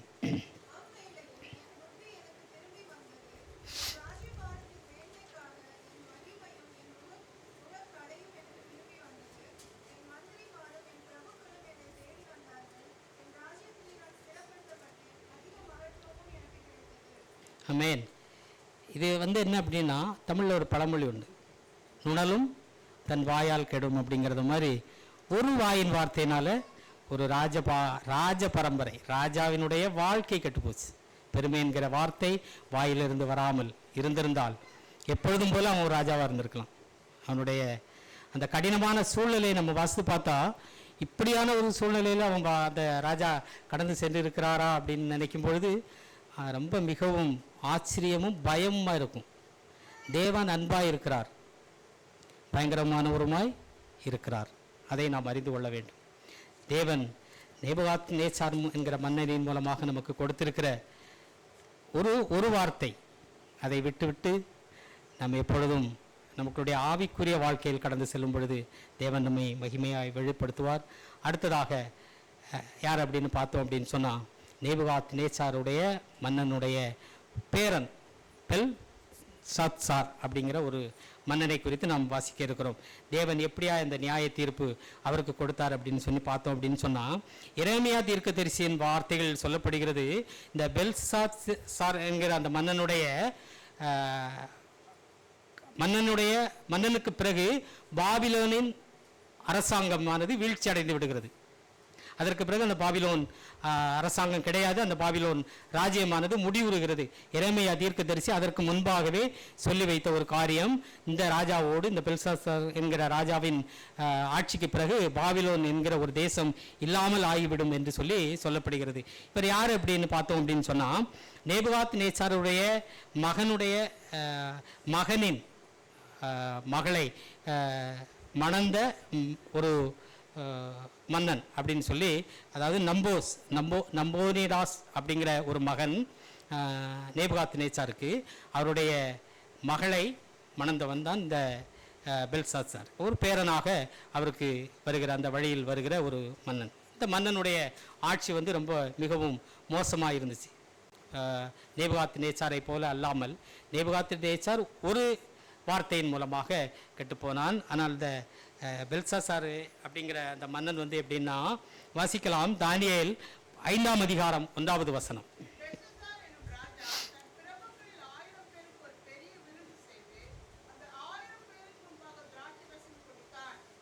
ஆமென். இந்த ராஜா ஒரு மேன்மை பாராட்டி ஒரு 1000 பிரபுக்களுக்கு, அவனுடைய தேசத்தில் 1000 பிரபுக்கள் இருக்கிறார்கள் என்று சொன்னால் அவனுடைய ராஜ்ய பாரம் எவ்வளவு பெரியதாக இருக்கும் பாருங்க. நம்மளுடைய தமிழ்நாட்டில் 38 எம்எல்ஏ நம்ம இருக்கிற ஒரு நம்மளுடைய சிஎமுக்கே நம்ம அவ்வளவு மேன்மை பாராட்டுகிறோம் அப்படின்னு சொன்னால், 1000 பிரபுக்கள் இருக்கிற ஒரு தேசத்தின் மிகப்பெரிய ஒரு அதிபதி அவன் ஒரு பெரிய விருந்தை ஆயத்தப்படுத்துகிறான். நம்மளுடைய ஒரு சின்ன ஒரு எம்எல்ஏ, நம்ம நாட்டில் ஒரு எம்எல்ஏ அவர் போனார்னா அவருக்கு பின்னாலே ஒரு 10 கார் போகும். இல்லை குறைஞ்சது பெரிய பெரிய ஒரு மந்திரி எல்லாம் போனால் ஒரு 50 காரெல்லாம் போகும்.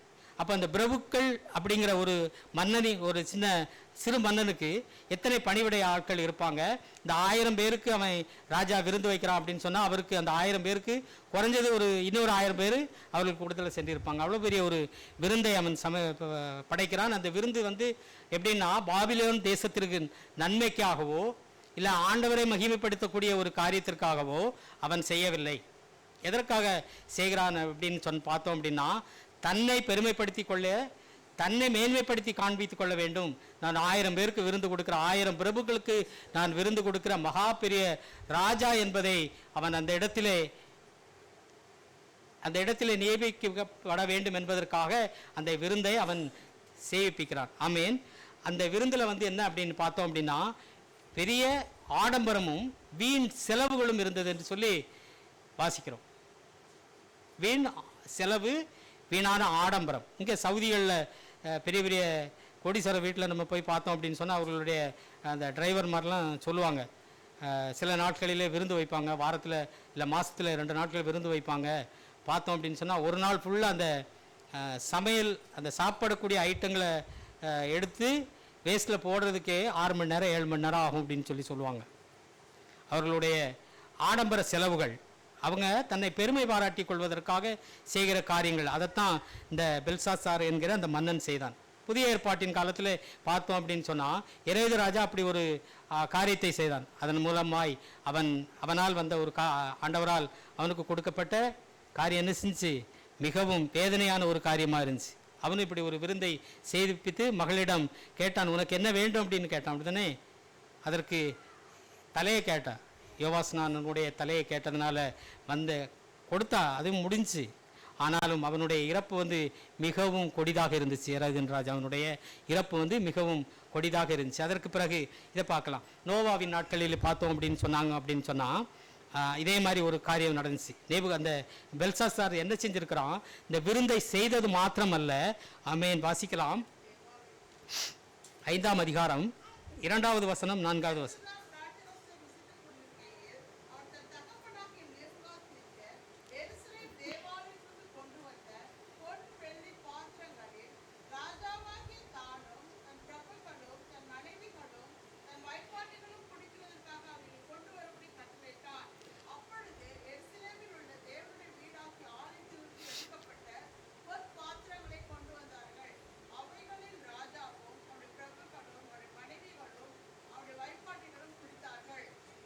ஆமென். இந்த நேபுகாத்நேச்சார் என்கிற மன்னன் பாபிலோன் தேசத்து அரண்மனையிலிருந்து கொண்டு வரப்பட்ட பொற்பாத்திரங்கள், அது அந்த ஆலயத்தில் இருந்துச்சு. எருசலேம் ஆலயத்தில் இருந்த அந்த பாத்திரங்களை பாபிலோன் தேசத்திற்கு கொண்டு வரப்பட்டு அவன் அதை எந்த விதமான காரியத்திற்கும் உபயோகப்படுத்தாமல் வச்சிருந்தான். ஆண்டவருடைய ஆலயத்தில் உள்ள பாத்திரங்கள், பொற்பாத்திரங்கள், அதை எத்தனை வருஷமாக வச்சுருந்தாங்க அப்படின்னு பார்த்தோம் அப்படின்னா 60 வருடங்கள் அதை பாதுகாப்பாக வைத்திருந்தான். எதற்கும் வீணாக ஆண்டவருடைய அந்த தேவைக்கான பாத்திரங்களை எடுத்து அவனை செய்யலை. நாம் சில நேரங்களிலே சொல்வதுண்டு, வார்த்தைகள் மூலமாக கேட்பதுண்டு, நான் ஆண்டவரின் பாத்திரமாக இருக்கிறேன். போன வாரத்தில் எடுத்த மெசேஜ் என்ன? குயவன். அப்படிதானே? குயவன்கிற பாத்திரம், ஆண்டவர் குயவனாக இருந்து நம்மை பாத்திரமாய் வணைந்து வைத்திருக்கிறார். நம்மளுடைய அவயங்கள் எப்படியாக இருக்கிறது? நம்மளுடைய அவயங்கள் என்னெல்லாம் காரியங்களை செய்கிறது? நான் தேவனுடைய பாத்திரம். அப்படிதானே? பாத்திரம்னா என்னுடைய எல்லா அவயங்களும் தேவனுக்கு முன்பாக இருக்கிறது. என்னுடைய கை ஒரு தீங்கான வேலை செய்துச்சு அப்படின்னா அது ஆண்டவருக்கு விரோதமாக செய்கிறது. என்னுடைய நாவு ஒரு வார்த்தை, பொய்யான வார்த்தையோ இல்லை ஏதாவது ஒரு மோசமான வார்த்தையை பேசுகிறது அப்படின்னு சொன்னால் அதுவும் ஆண்டவருக்கு விரோதமாக இருக்கணும்ல. நான் பாத்திரமாக இருக்கிறேன். பொற்பாத்திரங்கள், தேவனுடைய ஆலயத்திலிருந்து கொண்டு வரப்பட்ட பொற்பாத்திரங்கள், அதற்கு அந்த விலை மதிக்கத்தக்கதான மதிப்பை நேபுகாத்நேச்சார் என்கிற மன்னன் கொடுத்தான். அப்போ நாம் ஆலயத்தின் தேவனுடைய ஆலயமாக இருக்கிறோம், தேவனுடைய பாத்திரமாக இருக்கிறோம் என்று சொல்லும் பொழுது நாம் எப்படி இருக்க வேண்டும்? இது நமக்கு கற்றுத்தருகிற ஒரு பாடமாக இருக்கிறது. அதை விட்டுவிடக்கூடாது. என்னுடைய செயல்கள், என்னுடைய நடவடிக்கைகள், என்னுடைய காரியங்கள் தேவனுக்கு முன்பாக எப்படி இருக்கிறது என்பதை சொல்லி, அப்போ இந்த பெல்சாசார்ங்கிற அந்த மன்னன் என்ன செய்யறான், அந்த பாத்திரங்களை எடுத்து கொண்டு வர சொல்லி ஆண்டவருடைய பாத்திரங்கள் என்ன செய்யறாங்க, மது ஊற்றி அவங்க எல்லாருக்கும் அவன் கொடுக்குறான். ஒரு மன்னன் செய்கிற ஒரு தவறு எல்லோரையும் என்ன செய்யறான், பாவத்தின் குழிக்குள்ளாக அவன் கொண்டு போறான். அவன் அந்த விருந்தை செய்யாமல் இருந்திருந்தா அந்த விருந்துக்கு யாரும் வந்திருக்க மாட்டாங்க, மது யாரும் குடிச்சிருக்க மாட்டாங்க. அவன் தன்னை மேன்மை பாராட்டுவதற்காக, தன்னை குறித்து பெருமை பாராட்ட வேண்டும் என்பதற்காக அந்த விருந்தை அவன் செய்கிறான். அந்த விருந்தை செய்கிறது மாத்திரமல்ல, மதுபானத்தை குடித்து எல்லோருக்கும் மதுபானத்தை கொடுக்குறான். பெண்கள் வர அதில் குடிக்கிறாங்க அப்படின்னு சொல்லி அந்த வேதத்தில் நாம் வாசிக்கிறோம். இந்த மதுபானத்தை குடிக்கிறது தேவனுக்கு முன்பாக மிகவும் அருவருக்கான ஒரு காரியமாய் தேவன் பார்க்கிறார். ஏன் அப்படி பார்த்தார் அப்படின்னா, அவருடைய பாத்திரங்கள், அவருக்கு பிரயோஜனப்படத்தக்க பாத்திரங்கள் நாம் வைத்திருக்கிறோம். தேவ ஆலயத்தில் உள்ள பாத்திரங்கள் எதுவுமே என்ன செய்யக்கூடாது, வீணாக போகக்கூடாது. நாம் கொடுக்கிற காணிக்கைகள், நாம் செலுத்துகிற தசம பாகங்கள் ஆண்டவருக்குன்னு நம்ம கொடுக்குறோம். அது ஒரு நாளும் எந்த இடத்துல என்ன செய்யக்கூடாது, வீண்படப்படக்கூடாது. அதுவும் பாத்திரம்தான். நம்ம தேவனுக்கு கொடுக்க, தேவனுக்கு முன்பாக நாம் படைக்கிற, நாம் செய்கிற எல்லா காரியங்களும் அவருக்குன்னு கொடுத்தாச்சு. அதை பிரயோஜனப்படத்தக்கதாக, தேவனுக்கு நன்மை தரத்தக்கதாக அதை நாம் பிரயோஜனப்படுத்தவர்களாக இருக்க வேண்டும். ஆனால் இந்த ராஜா என்ன செய்தான், அதை மிகவும் இழிவாக தேவனுக்கு முன்பாக பயன்படுத்தினான். அதனால தான் ஆண்டவருக்கு ரொம்ப என்ன செஞ்சு, கோபம் வந்துருச்சு. வாசிக்கலாம், தானியேல் 5ஆம் அதிகாரம் 5வது வசனம்.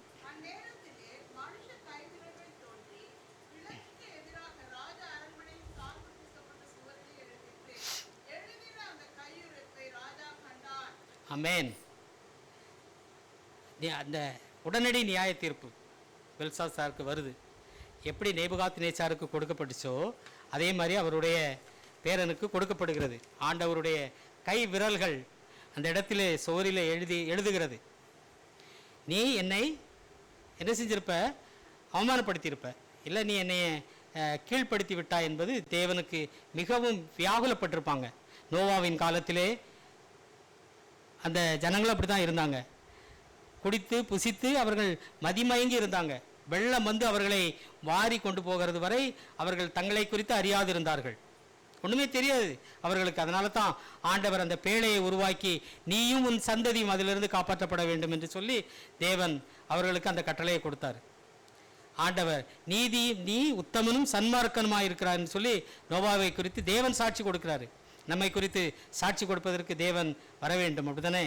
அப்போ நாம் எப்படியாக இருக்க வேண்டும்? பெல்சாசார் போல நடந்து கொள்ளக்கூடாது. கை விரல்கள் தோண்டி அதில் எழுதிருச்சு.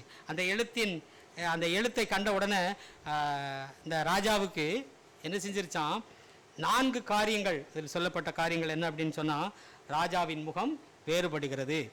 அங்கே எழுதின எழுத்து வந்து ஆசீர்வாதமான ஒரு எழுத்தோ அல்லது ஒரு கிருபையான எழுத்தோ அல்ல. அந்த எழுத்தானது அதை வாசித்த உடனே அவனுடைய முகம் வேறுபடுகிறது. அவனுடைய இடுப்பின் கீழே என்ன செய்கிறது, தளர்ந்து விடுகிறது. அவனுடைய கால்கள் மோதிக்கொள்கிறது. ராஜாவின் இடுப்பு கட்டுகள் தளர்ந்து போது அவனுடைய நினைவுகள் அவனை விட்டு அகலுகிறது. ஆமென். பாருங்க, இவ்வளவு பெரிய ஒரு காரியத்தை தேவன் நியாய தீர்ப்பாய் அந்த இடத்திலே ஆண்டவருக்கு விரோதமாய் செயல்படுவதனால் தேவன் கோபம் கொள்கிறார். நாம் எந்த காரியத்தை செய்தாலும் ஆண்டவர் சமூகத்திற்கு முன்பாக ஜெபம் செய்து நாம் அந்த காரியத்தை செய்வோமானால் தேவன் நம்மோடு கூடவே இருப்பார்.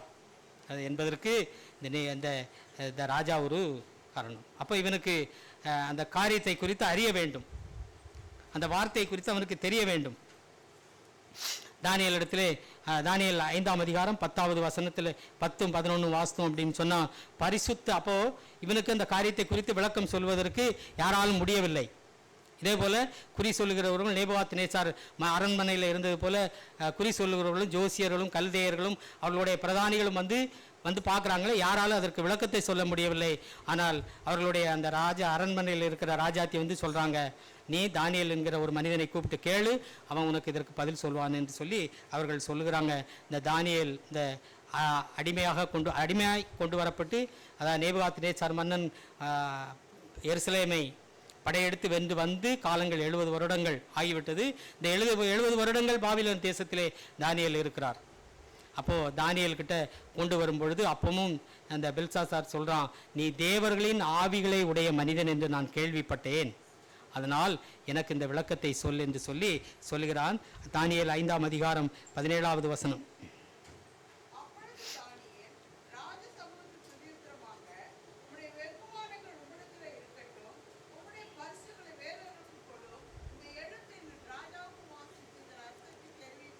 ஆமென்.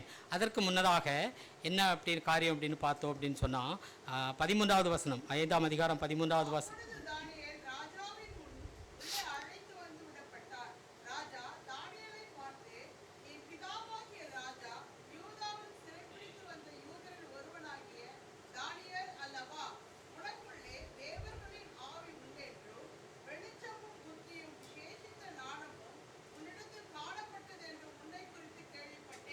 ஆமென். இந்த பார்த்தோம் அப்படின்னா இந்த தானியேல் விளக்கம் சொல்லணும். அதற்கு முன்பதாக இந்த விளக்கத்தை நீ சொல்ல வருவதனால உனக்கு நான் என்ன செய்வேன், பெரிய வெகுமதிகளை கொடுப்பேன் அப்படின்னு சொல்லி சொல்கிறான். அப்போது தானியேல் சொன்ன ஒரு காரியம் என்ன அப்படின்னு சொன்னால், உன் வெகுமதிகள் உன்னிடத்தில் இருக்கட்டும், எனக்கு உன் வெகுமதிகள் எல்லாம் தேவையே கிடையாது அப்படின்னு சொல்லி அவ்வளோ பெரிய ஒரு ராஜாவின் முன்பாக அசால்ட்டாக சொல்கிறான். வெகுமதிகள், ராஜாக்கள் கொடுக்குற வெகுமதிகள்லாம் நம்ம வேதத்தில் வாசித்திருக்கிறோம், மிகப்பெரியதாக இருக்கும். சில நேரங்களில் அவர்களை பிரதான ஆசாரியர்களை வைப்பாங்க, அவர்களுக்குரிய ராஜ வாழ்க்கை போல் அவர்களுக்கு கொடுப்பாங்க. இப்படி தானியேலும் நல்லா தான் இருந்தான், ஆனால் வெகுமதிகளுக்கு ஆசைப்படுகிறவன் அல்ல. அவன் ஆண்டவரை எப்பொழுதும் மேன்மைப்படுத்தி ஆண்டவருக்கு முன்பாக எந்த காரியத்தை செய்தாலும், ஆண்டவரே எனக்கு அதன் மறைபொருளை எனக்கு நீங்கள் விளக்கி சொல்லணும், அதை நான் அந்த ராஜாவுக்கு சொல்ல வேண்டும் என்று சொல்லி ஜெபம் செய்துவிட்டு தான் அவர் அந்த காரியத்தை ஏறெடுப்பார். அப்படிதானே? அதனுடைய 5ஆம் அதிகாரம் 22, 23.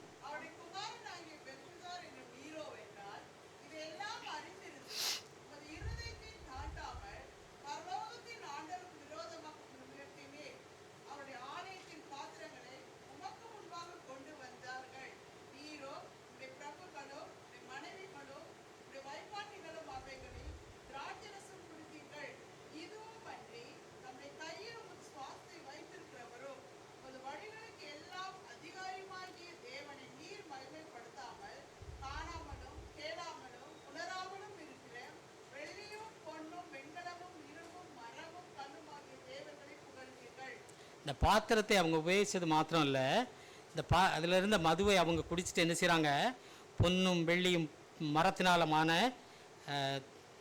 தேவர்களை அவங்க என்ன செஞ்சாங்க, புகழ்ந்து பாடினாங்க, ஆண்டவரை மறந்து விட்டாங்க. அதனால தான் ஆண்டவர் உடனே நியாய தீர்ப்பை அவனுக்கு கொடுத்தார். 24வது வசனம்.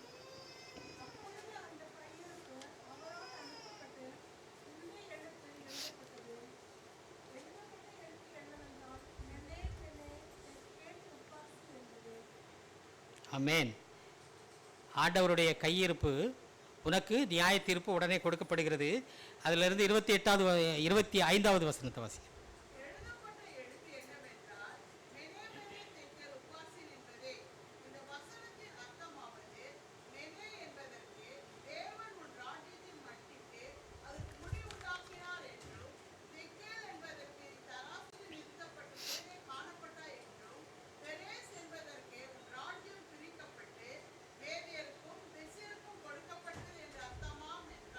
ஆமென். இதே நேபுகாத்நேச்சாருக்கு நடந்த அதே சூழ்நிலை இப்பொழுது அவருடைய பேரனுக்கு வந்திருக்கு.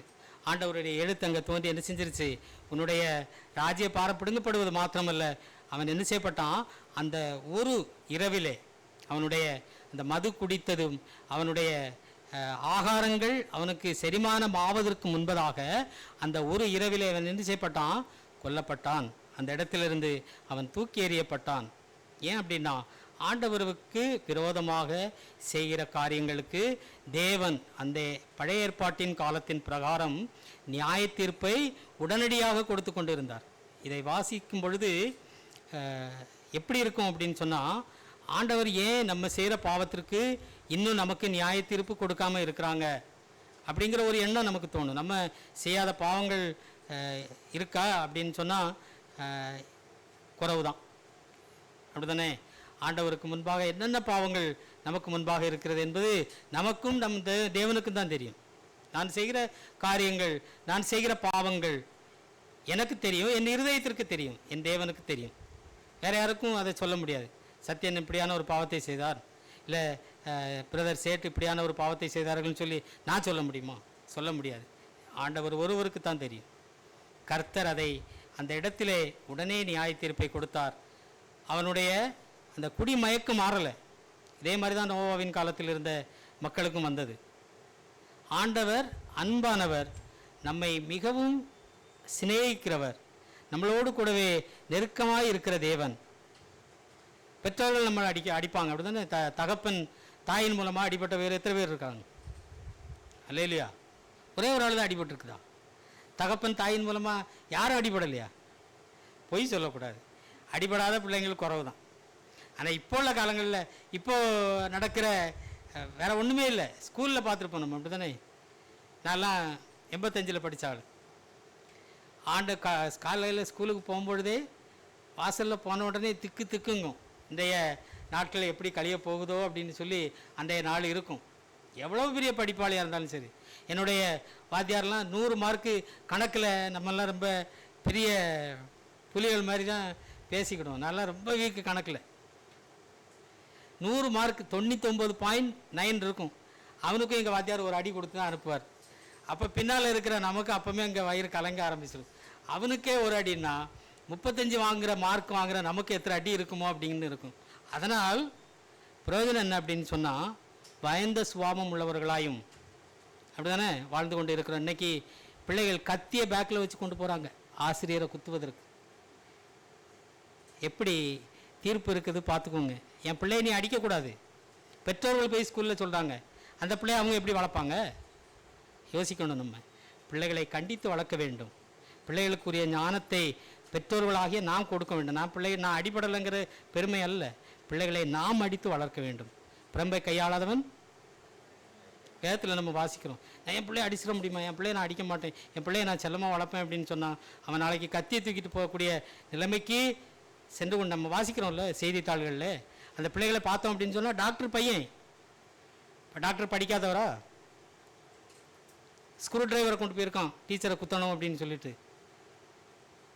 அப்படியான நாட்கள் இன்றைய நாட்களில் இருக்கிறது. பிள்ளைகளை திருத்தி வளர்க்க வேண்டும். அதற்கு ஆண்டவர் நம்மோடு கூடவே இருந்து நமக்கு அதற்குரிய ஞானத்தை கொடுக்க வேண்டும். இந்த பெல்சாசாரின் முடிவு ரொம்ப அகோரமான முடிவாக இருந்துச்சு. அதை தேவன் நமக்கு கற்றுத்தருகிறார். உன்னுடைய பெருமை பாராட்டாத இந்த இடத்துலையும், மேன்மை பாராட்டாதீங்க இந்த இடத்துலையும். எனக்கு மேன்மை பாராட்டுவதற்கு ஒன்றும் கிடையாது. ஆண்டவருடைய வார்த்தையை நான் சொல்லுகிறேன். தேவன் அந்த ஞானத்தை எனக்கு தருகிறார் அப்படிங்கிற ஒரு காரியம் மாத்திரம் நாம் சிந்தைக்குள்ளாக இருக்க வேண்டும். எந்த இடங்களில் வேலை செய்கிற இடத்துலையும் நான் பெரிய அதிகாரியாக இருக்கிறேன், நான் பெரிய மேனேஜராக இருக்கிறேன், நான் பெரிய ஓனராக இருக்கிறேன் அப்படிங்கிற மேன்மை பாராட்டுவதற்கு ஒன்றுமே கிடையாது. தேவனுக்கு முன்பாக எல்லாமே என் தேவன் எனக்கு கொடுத்தது. என் தேவனுக்கு முன்பாக நான் தலைகுனிகிறேன், தேவனுக்கு முன்பாக என்னை தாழ்த்துகிறேன் என்று சொன்னால், தேவன் நம்ம ஒருபடி தாழ்த்தணும் அப்படின்னு சொன்னால் அதை 1000 படியாக தேவன் நம்மை உயர்த்தி தர வல்லவராக இருக்கிறார். இது பெல்சாசாரின் முடிவு நமக்கும் ஒரு பாடமாக இருக்கும் என்று நான் விசுவாசிக்கிறேன். அடுத்ததாக வாசிக்கலாம் சங்கீதம் 119 அதிகாரம் 39வது வசனம்.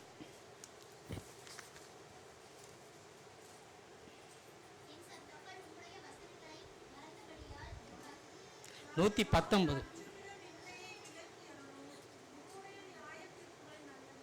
ஆமேன். நியாய தீர்ப்புகள். அடுத்தது யாருக்கு அப்படின்னு பார்த்தோம் அப்படின்னு சொன்னால், உசியா ராஜாவுக்கு கொடுக்கப்பட்ட நியாய தீர்ப்பு.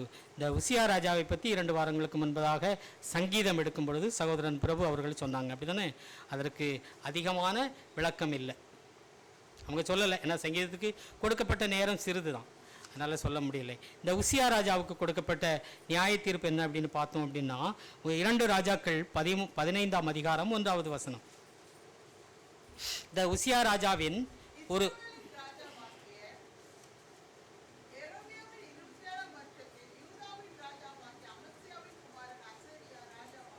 ஆமேன்.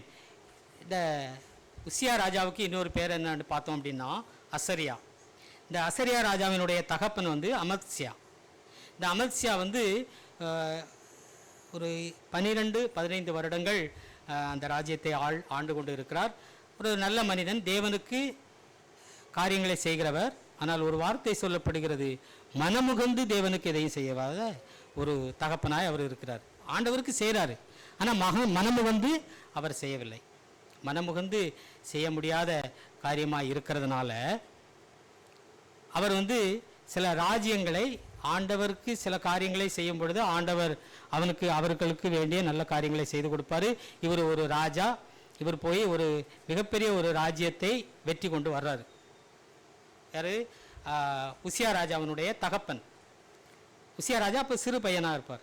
அப்போ இவர் வந்து பெரிய ராஜ்யங்களை, அதாவது நமக்கு பெரிய வெகுமதிகள், பெரிய பாராட்டுகள், பெரிய காரியங்கள் கிடைக்கும்போது நம்ம கொஞ்சம் மேலே நினச்சிவோம். நம்மளுடைய சில தமிழில் சொல்கிறாருந்தா கொஞ்சம் தலைப்பாரம் வந்துடும். இப்போ ஒரு 2000 ரூபா 2000 ரியால் சம்பளம் வாங்குறவங்களுக்கு உங்களுடைய நிறுவனத்தில் உங்களை கூப்பிட்டு நாளையிலேருந்து உனக்கு 5000 ரூபா, அப்படி 5000 ரியால் சம்பளம் அப்படின்னு சொன்னால் கொஞ்சம் கௌரவம் இல்லை ஒரு ஒரு பெருமை வந்துடும் நமக்கு. நான் 5000 சம்பளம் வாங்குகிறேன், சவுதியில் நான் 15000 சம்பளம் வாங்குகிறேன், அமெரிக்காவில் நான் 25000 சம்பளம் வாங்குகிறேன் அப்படின்னு சொல்லி சில நேரங்களில் பெருமை பாராட்டி கொண்டு இருக்கிற காரியங்கள் உண்டு. அப்படி தான் இந்த ராஜா என்ன செய்கிற, அமத்சியாவுக்கு ராஜ்யங்களை வெற்றி கொண்டு இருக்கிறாரு. அப்படி வெற்றி கொள்ளும் பொழுது ஒருவருக்கு அவர் ஒரு ஓலை அனுப்புகிறாரு. யாருக்கு அனுப்புகிறாரு அப்படின்னா, இஸ்ரவேலின் ராஜாவாகிய யோவாஸ் என்னும் ராஜாவுக்கு ஒரு ஓலை அனுப்புகிறாரு. இந்த யோவாஸ் இஸ்ரவேலின் ராஜா, அவரும் மிகப்பெரிய ஒரு நல்ல ஒரு ராஜா தான். எப்படி ஓலை அனுப்புகிறாரு அப்படின்னு சொன்னால், இவருக்கு கொஞ்சம் கௌரவம் வந்துருச்சு. யார்? இந்த அமத்சியா ராஜாவுக்கு கொஞ்சம் தலக்கணம் வந்துருச்சு. உடனே சொல்கிறாரு, நம்ம 2 பேரும் சண்டை போட்டு பார்ப்போம், அதற்கு நீ ஆயத்தப்படு அப்படின்னு சொல்லி சொல்கிறாரு. யாருக்கு? இந்த யோவாஸ் ராஜாவுக்கு இவர் ஓலை அனுப்புகிறார், இந்த அமத்சியா ராஜா. அப்போ அந்த அமத்சியா ராஜா சொல்கிறான், இந்த யோவாஸ் சொல்கிறாரு, வேண்டாம், நீ மற்றவர்களை வெற்றி கண்டதுனால கொஞ்சம் பெருமையில் இருக்கிற, கொஞ்சம் தலக்கணத்தில் இருக்கிற, இப்போதைக்கு நம்ம சண்டை போட வேண்டாம், நாம் சமபலமாக இருக்கிறோம், அதனால் நம்ம அதை விட்டுறலாம் அப்படின்னு சொல்லும் பொழுது இதை அவன் கேட்கலை.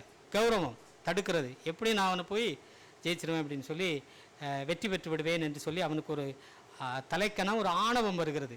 அதனால் போருக்கு போகிறான், அங்கே தோல்வி அடைகிறான், அவனை கொண்டு போட்டு விடுகிறார்கள்.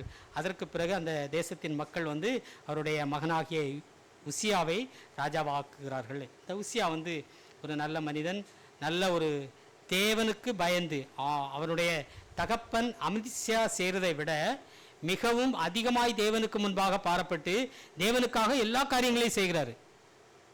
ஆண்டவருக்கு முன்பாக தன்னை முழுவதுமாய் ஒப்பு கொடுத்த ஒரு உசியா ராஜா. அதனால அவனுடைய படைபலம் என்ன செய்கிறது, மிகவும் பலந்ததா வருது. எகிப்து தேசத்தின் அந்த எல்லையெங்கும் இந்த ராஜாவினுடைய கீர்த்தி புகழ் பரவுகிறது. அவன் நல்லவன், ரொம்ப அன்பான ராஜா. அவனுடைய காலங்கள் 2 வகையாக பிரிக்கப்பட்டிருந்துச்சு. அதில் முதலாவது அவன் தேவனை தேடிய காலங்களில் அவனுக்கு என்ன செஞ்சு, அவனுடைய ராஜ்யம் மிகவும் பெரிதாக விரிவுபடுத்தப்பட்டுச்சு. பாபிலோன் தேசத்தை காட்டிலும் மிகவும் பெரிதாகப்பட்டுச்சு. அடுத்தது பார்த்தோம் அப்படின்னு சொன்னால், அவன் மிகவும் வேளாண்மை விஷயத்தில் ரொம்ப அதிகமான ஒரு அக்கறை எடுத்துக்கொண்டவன். அதனால் அவனுடைய தேசத்தின் மக்கள் மிகவும் செழிப்பாக இருந்தார்கள் என்று சொல்லி அந்த வசனங்களிலே சொல்லப்பட்டு இருக்கிறது. அவன் என்ன செஞ்சானா, துறவுகளை வெட்டினான், பள்ளத்தாக்குகளில் நீர் ஆதாரங்களை கொண்டு தேக்கி வைத்து வேளாண் செய்து மிகவும் பலப்படும் பொழுது மக்கள் எல்லோரும் சந்தோஷமாக இருக்கும் பொழுது எந்த காரியத்தை குறித்தும் அவர்களுக்கு ஒரு சங்கடம் இல்லை, ஒரு பயம் இல்லை. வேலை வாய்ப்புகள் வரும்பொழுது பயம் இல்லாமல் இருப்பாங்க. வேலைகள் போயிருச்சு அப்படின்னு சொன்னா தான் ஏதாவது திருடணும், ஏதாவது செய்யணும், இல்லை யாரையாவது கொள்ளையடிக்கணும் அப்படிங்கிற எண்ணங்கள் வரும். அப்படித்தானே? மக்களுக்கு எல்லா விதமான நன்மைகளையும் செய்கிற ஒரு ராஜா வரும்பொழுது அவர்கள் எல்லா விதத்திலும் அவர்கள் வளமையாயும் செழுமையாயும் இருக்கிறார்கள். அதனால் மக்களுக்கு ஒரு தீங்கும் இல்லை, அவர்கள் சந்தோஷமாய் தங்களுடைய நாட்களை கடந்து சென்று கொண்டு இருக்கிறார்கள். அது மாத்திரமல்ல, அவன் புதுமையான கருவிகளை, அதாவது போர்க்கருவிகளை கண்டுபிடிக்கிறவனாயும் அப்பேற்பட்ட ஞானத்தை அவனுக்கு தேவன் கொடுத்திருந்தார். அதனால தான் அவனுடைய ராஜ்யம் விரிவுபடுத்தப்பட்டுச்சு. இந்த ராஜாவுக்கு அடுத்து ஒரு மேன்மை வருகிறது, ஒரு காரியம் வருகிறது. அதாவது நானும் ஆண்டவருடைய ஆலயத்தில் சென்று என்ன செய்யணும், தூபம் காட்ட வேண்டும் என்கிற ஒரு பெருமை வருகிறது. அவனுக்கு ராஜ பதவி கொடுத்திருக்கிறது. நமக்கு ஆலயத்தில் நம்முடைய பங்கு என்ன, எனக்கு தேவாலயத்தில் என்னுடைய பங்கு என்ன என்பதற்கு அந்த பங்கை நான் அனுசரித்து நடக்க வேண்டும். அதை மீறி நான் இப்போ எனக்கு ஆண்டவர் இந்த இடத்துல ஒரு உதவி செயலாளர் என்கிற ஒரு பொறுப்பை கொடுத்திருக்கிறார் அப்படின்னு சொன்னால், செயலாளர் இருக்கிறாரு, அவருக்கு மேலாக நான் போய் யாருக்கிட்டையும் பேச முடியாது. அவர் லீவு நாட்கள் இல்லை அவருக்கு முடியாத காரியங்கள் இருக்கும் பொழுது அவர் சொல்லுவாங்க, சத்யன் இந்த காரியங்களை நீங்கள் செய்யுங்க அப்படின்னு சொல்லும் பொழுது நான் செய்யலாம். அப்படி தானே? அதை மீறி நான் போய் செய்ய முடியாது.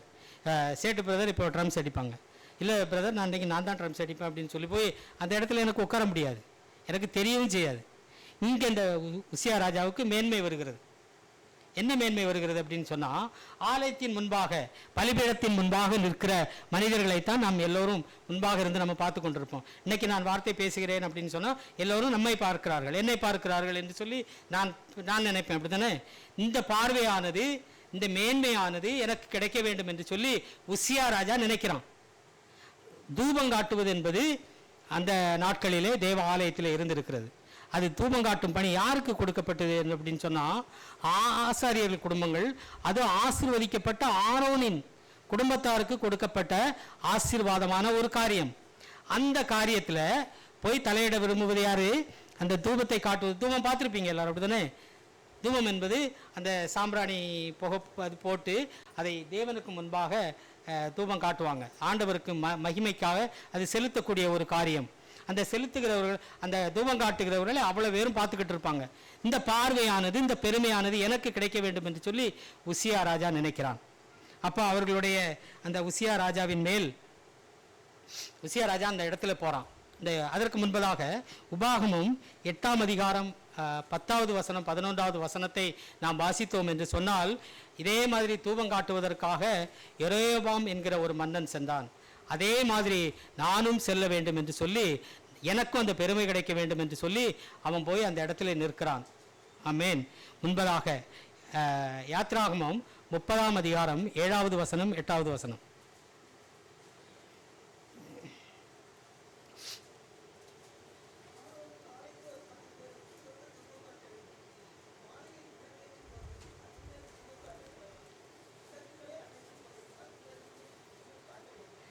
வசனம் மூலமாய் நாம் கற்றுக்கொள்வது என்ன அப்படின்னா, ஒரு ஆசாரியானோ இல்லை ஒரு தீர்க்கதரிசியோ ஒரு ராஜாவாக ஆகிவிட முடியும், அப்படிதானே? ஒரு ராஜா ஒரு ஆசாரியன் ஆக முடியாது. ஒரு சீஃப் மினிஸ்டர், ஒரு எம்எல்ஏ இருக்கிறவன் சாதாரண விவசாய போல் ஆயிருமானா? நான் எல்லாத்தையும் விட்டுறேன், நான் எல்லாத்தையும் விட்டுட்டு நான் சும்மா சாதா ஒரு மனுஷனாக ஆயிடுவேன் அப்படின்னு சொல்லி அவன் போக முடியாது. நான் சாதாரணமாக இருக்கிற ஒரு மனிதன், நான் போய் ஒரு ஓட்டு போட முடியும். இல்லை நாளைக்கு நான் அந்த ஓட்டை போட்டுட்டு நான் போய் சிஎம்மாக இருக்க முடியும்னு நான் சொல்ல முடியாது. இல்லை நான் போய் ஒரு எம்எல்ஏவாக இருப்பேன் அப்படின்னு நான் சொல்ல முடியாது. எனக்கு கொடுக்கப்பட்டு இருக்கிற வரம்புக்குள்ளாக நான் நிற்க வேண்டும். இதே இந்த உசியா ராஜா தேவனை மிகவும் கனப்படுத்தினான். தேவன் அவனை 1000 மடங்கு கனப்படுத்தி வச்சிருந்தாரு. ஆனாலும் அவனுக்கு பெருமை என்கிற ஒரு காரியம் வந்துச்சு. அதனால தூபங்காட்டும் பணிக்காக அந்த ஆலயத்திற்குள்ளே அவன் கடந்து சென்றான். பலிபீடத்திற்கு செல்வதற்கென்று பழைய ஏற்பாட்டின் காலத்திலே குறிப்பிட்ட ஆசாரிய குடும்பத்திற்கு மட்டும்தான் அது ஆசீர்வதிக்கப்பட்ட இடமாய் இருந்துச்சு. அதை கடந்து சென்றான். அவனுடைய காரியங்களுக்காக, அவனுடைய மேன்மைகளுக்காக அவன் கடந்து சென்றான். யாக்கோபு 2 நாளாகமும் 26ஆம் அதிகாரம் 17வது வசனம்.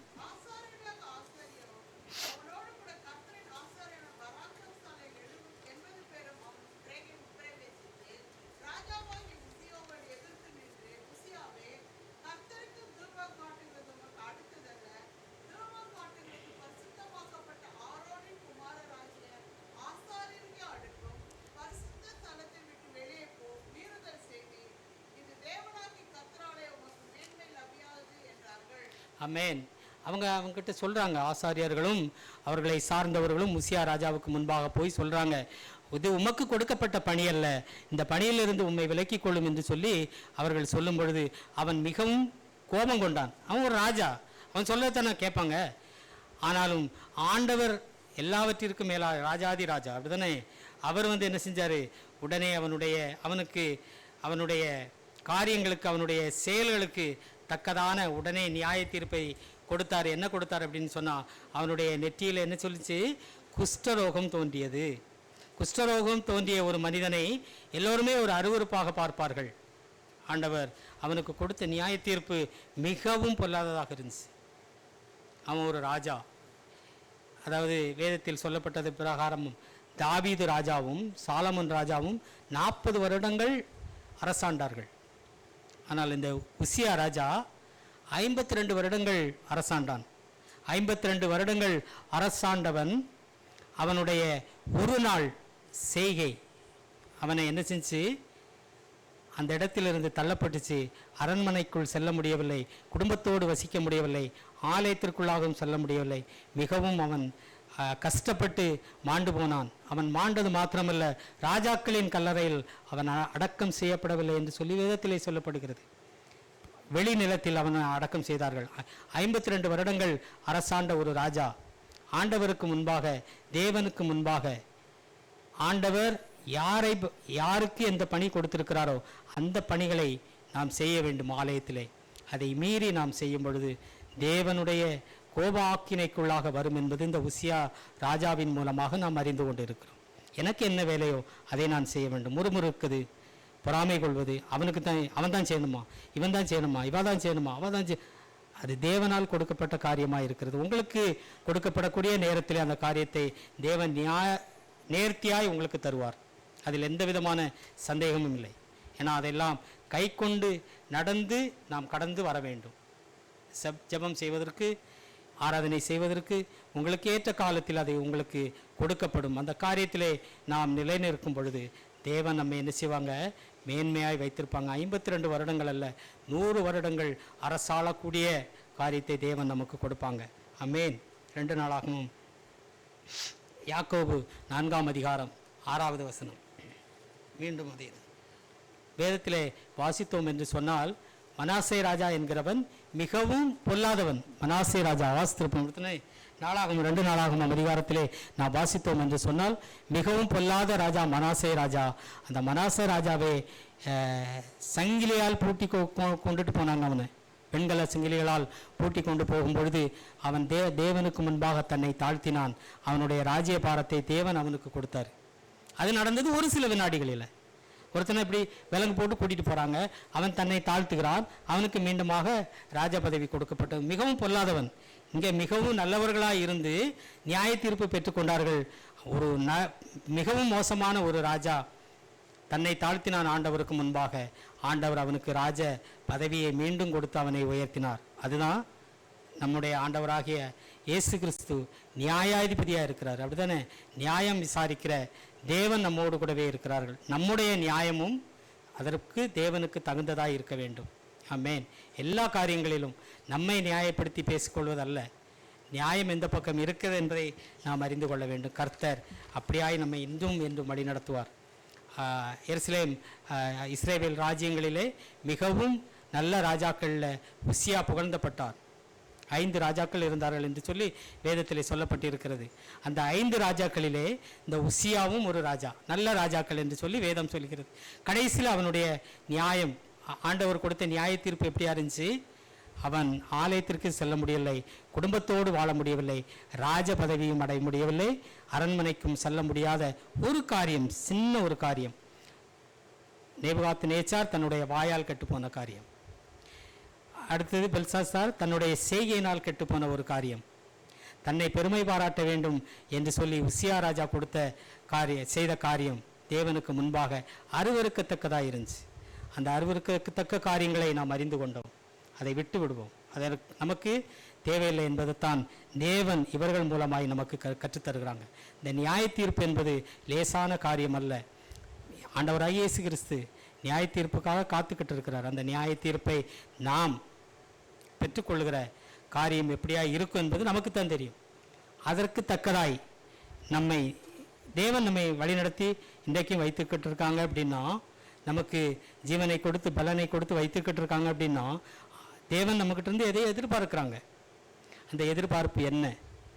ஆண்டவரே, நான் உமக்கு முன்பாக நான் எப்படி இருக்கிறேன்? தாழ்த்துங்கள், பெருமை பாராட்டாதீங்க. பெருமை பாராட்டுவதற்கு ஒன்றுமே கிடையாது. சபைகளிலேயோ வீடுகளிலோ நம்மளுடைய வேலை செய்கிற இடங்களிலோ ஒன்றுமே கிடையாது. ஒரு வினாடி நேரங்கள் தான் தேவனுக்கு முன்பாக எல்லாம் ஆண்டுவிடும். தேவன் இந்த நியாய தீர்ப்பின் மூலமாய் மிகப்பெரிய காரியங்களை கற்றுத்தருகிறார். 3 பேரை குறித்து மாத்திரம்தான் நம்ம, நிறைய பேர் உண்டு, நிறைய காரியங்களை குறித்து வேதத்திலே நமக்கு சொல்லப்பட்டிருக்கிறது. வீணாக படித்துவிட்டு அதை படித்தேன் அப்படியே மூடி வச்சுட்டு போகிறேன், இது ஒரு கதை அப்படிங்கிறது அல்ல.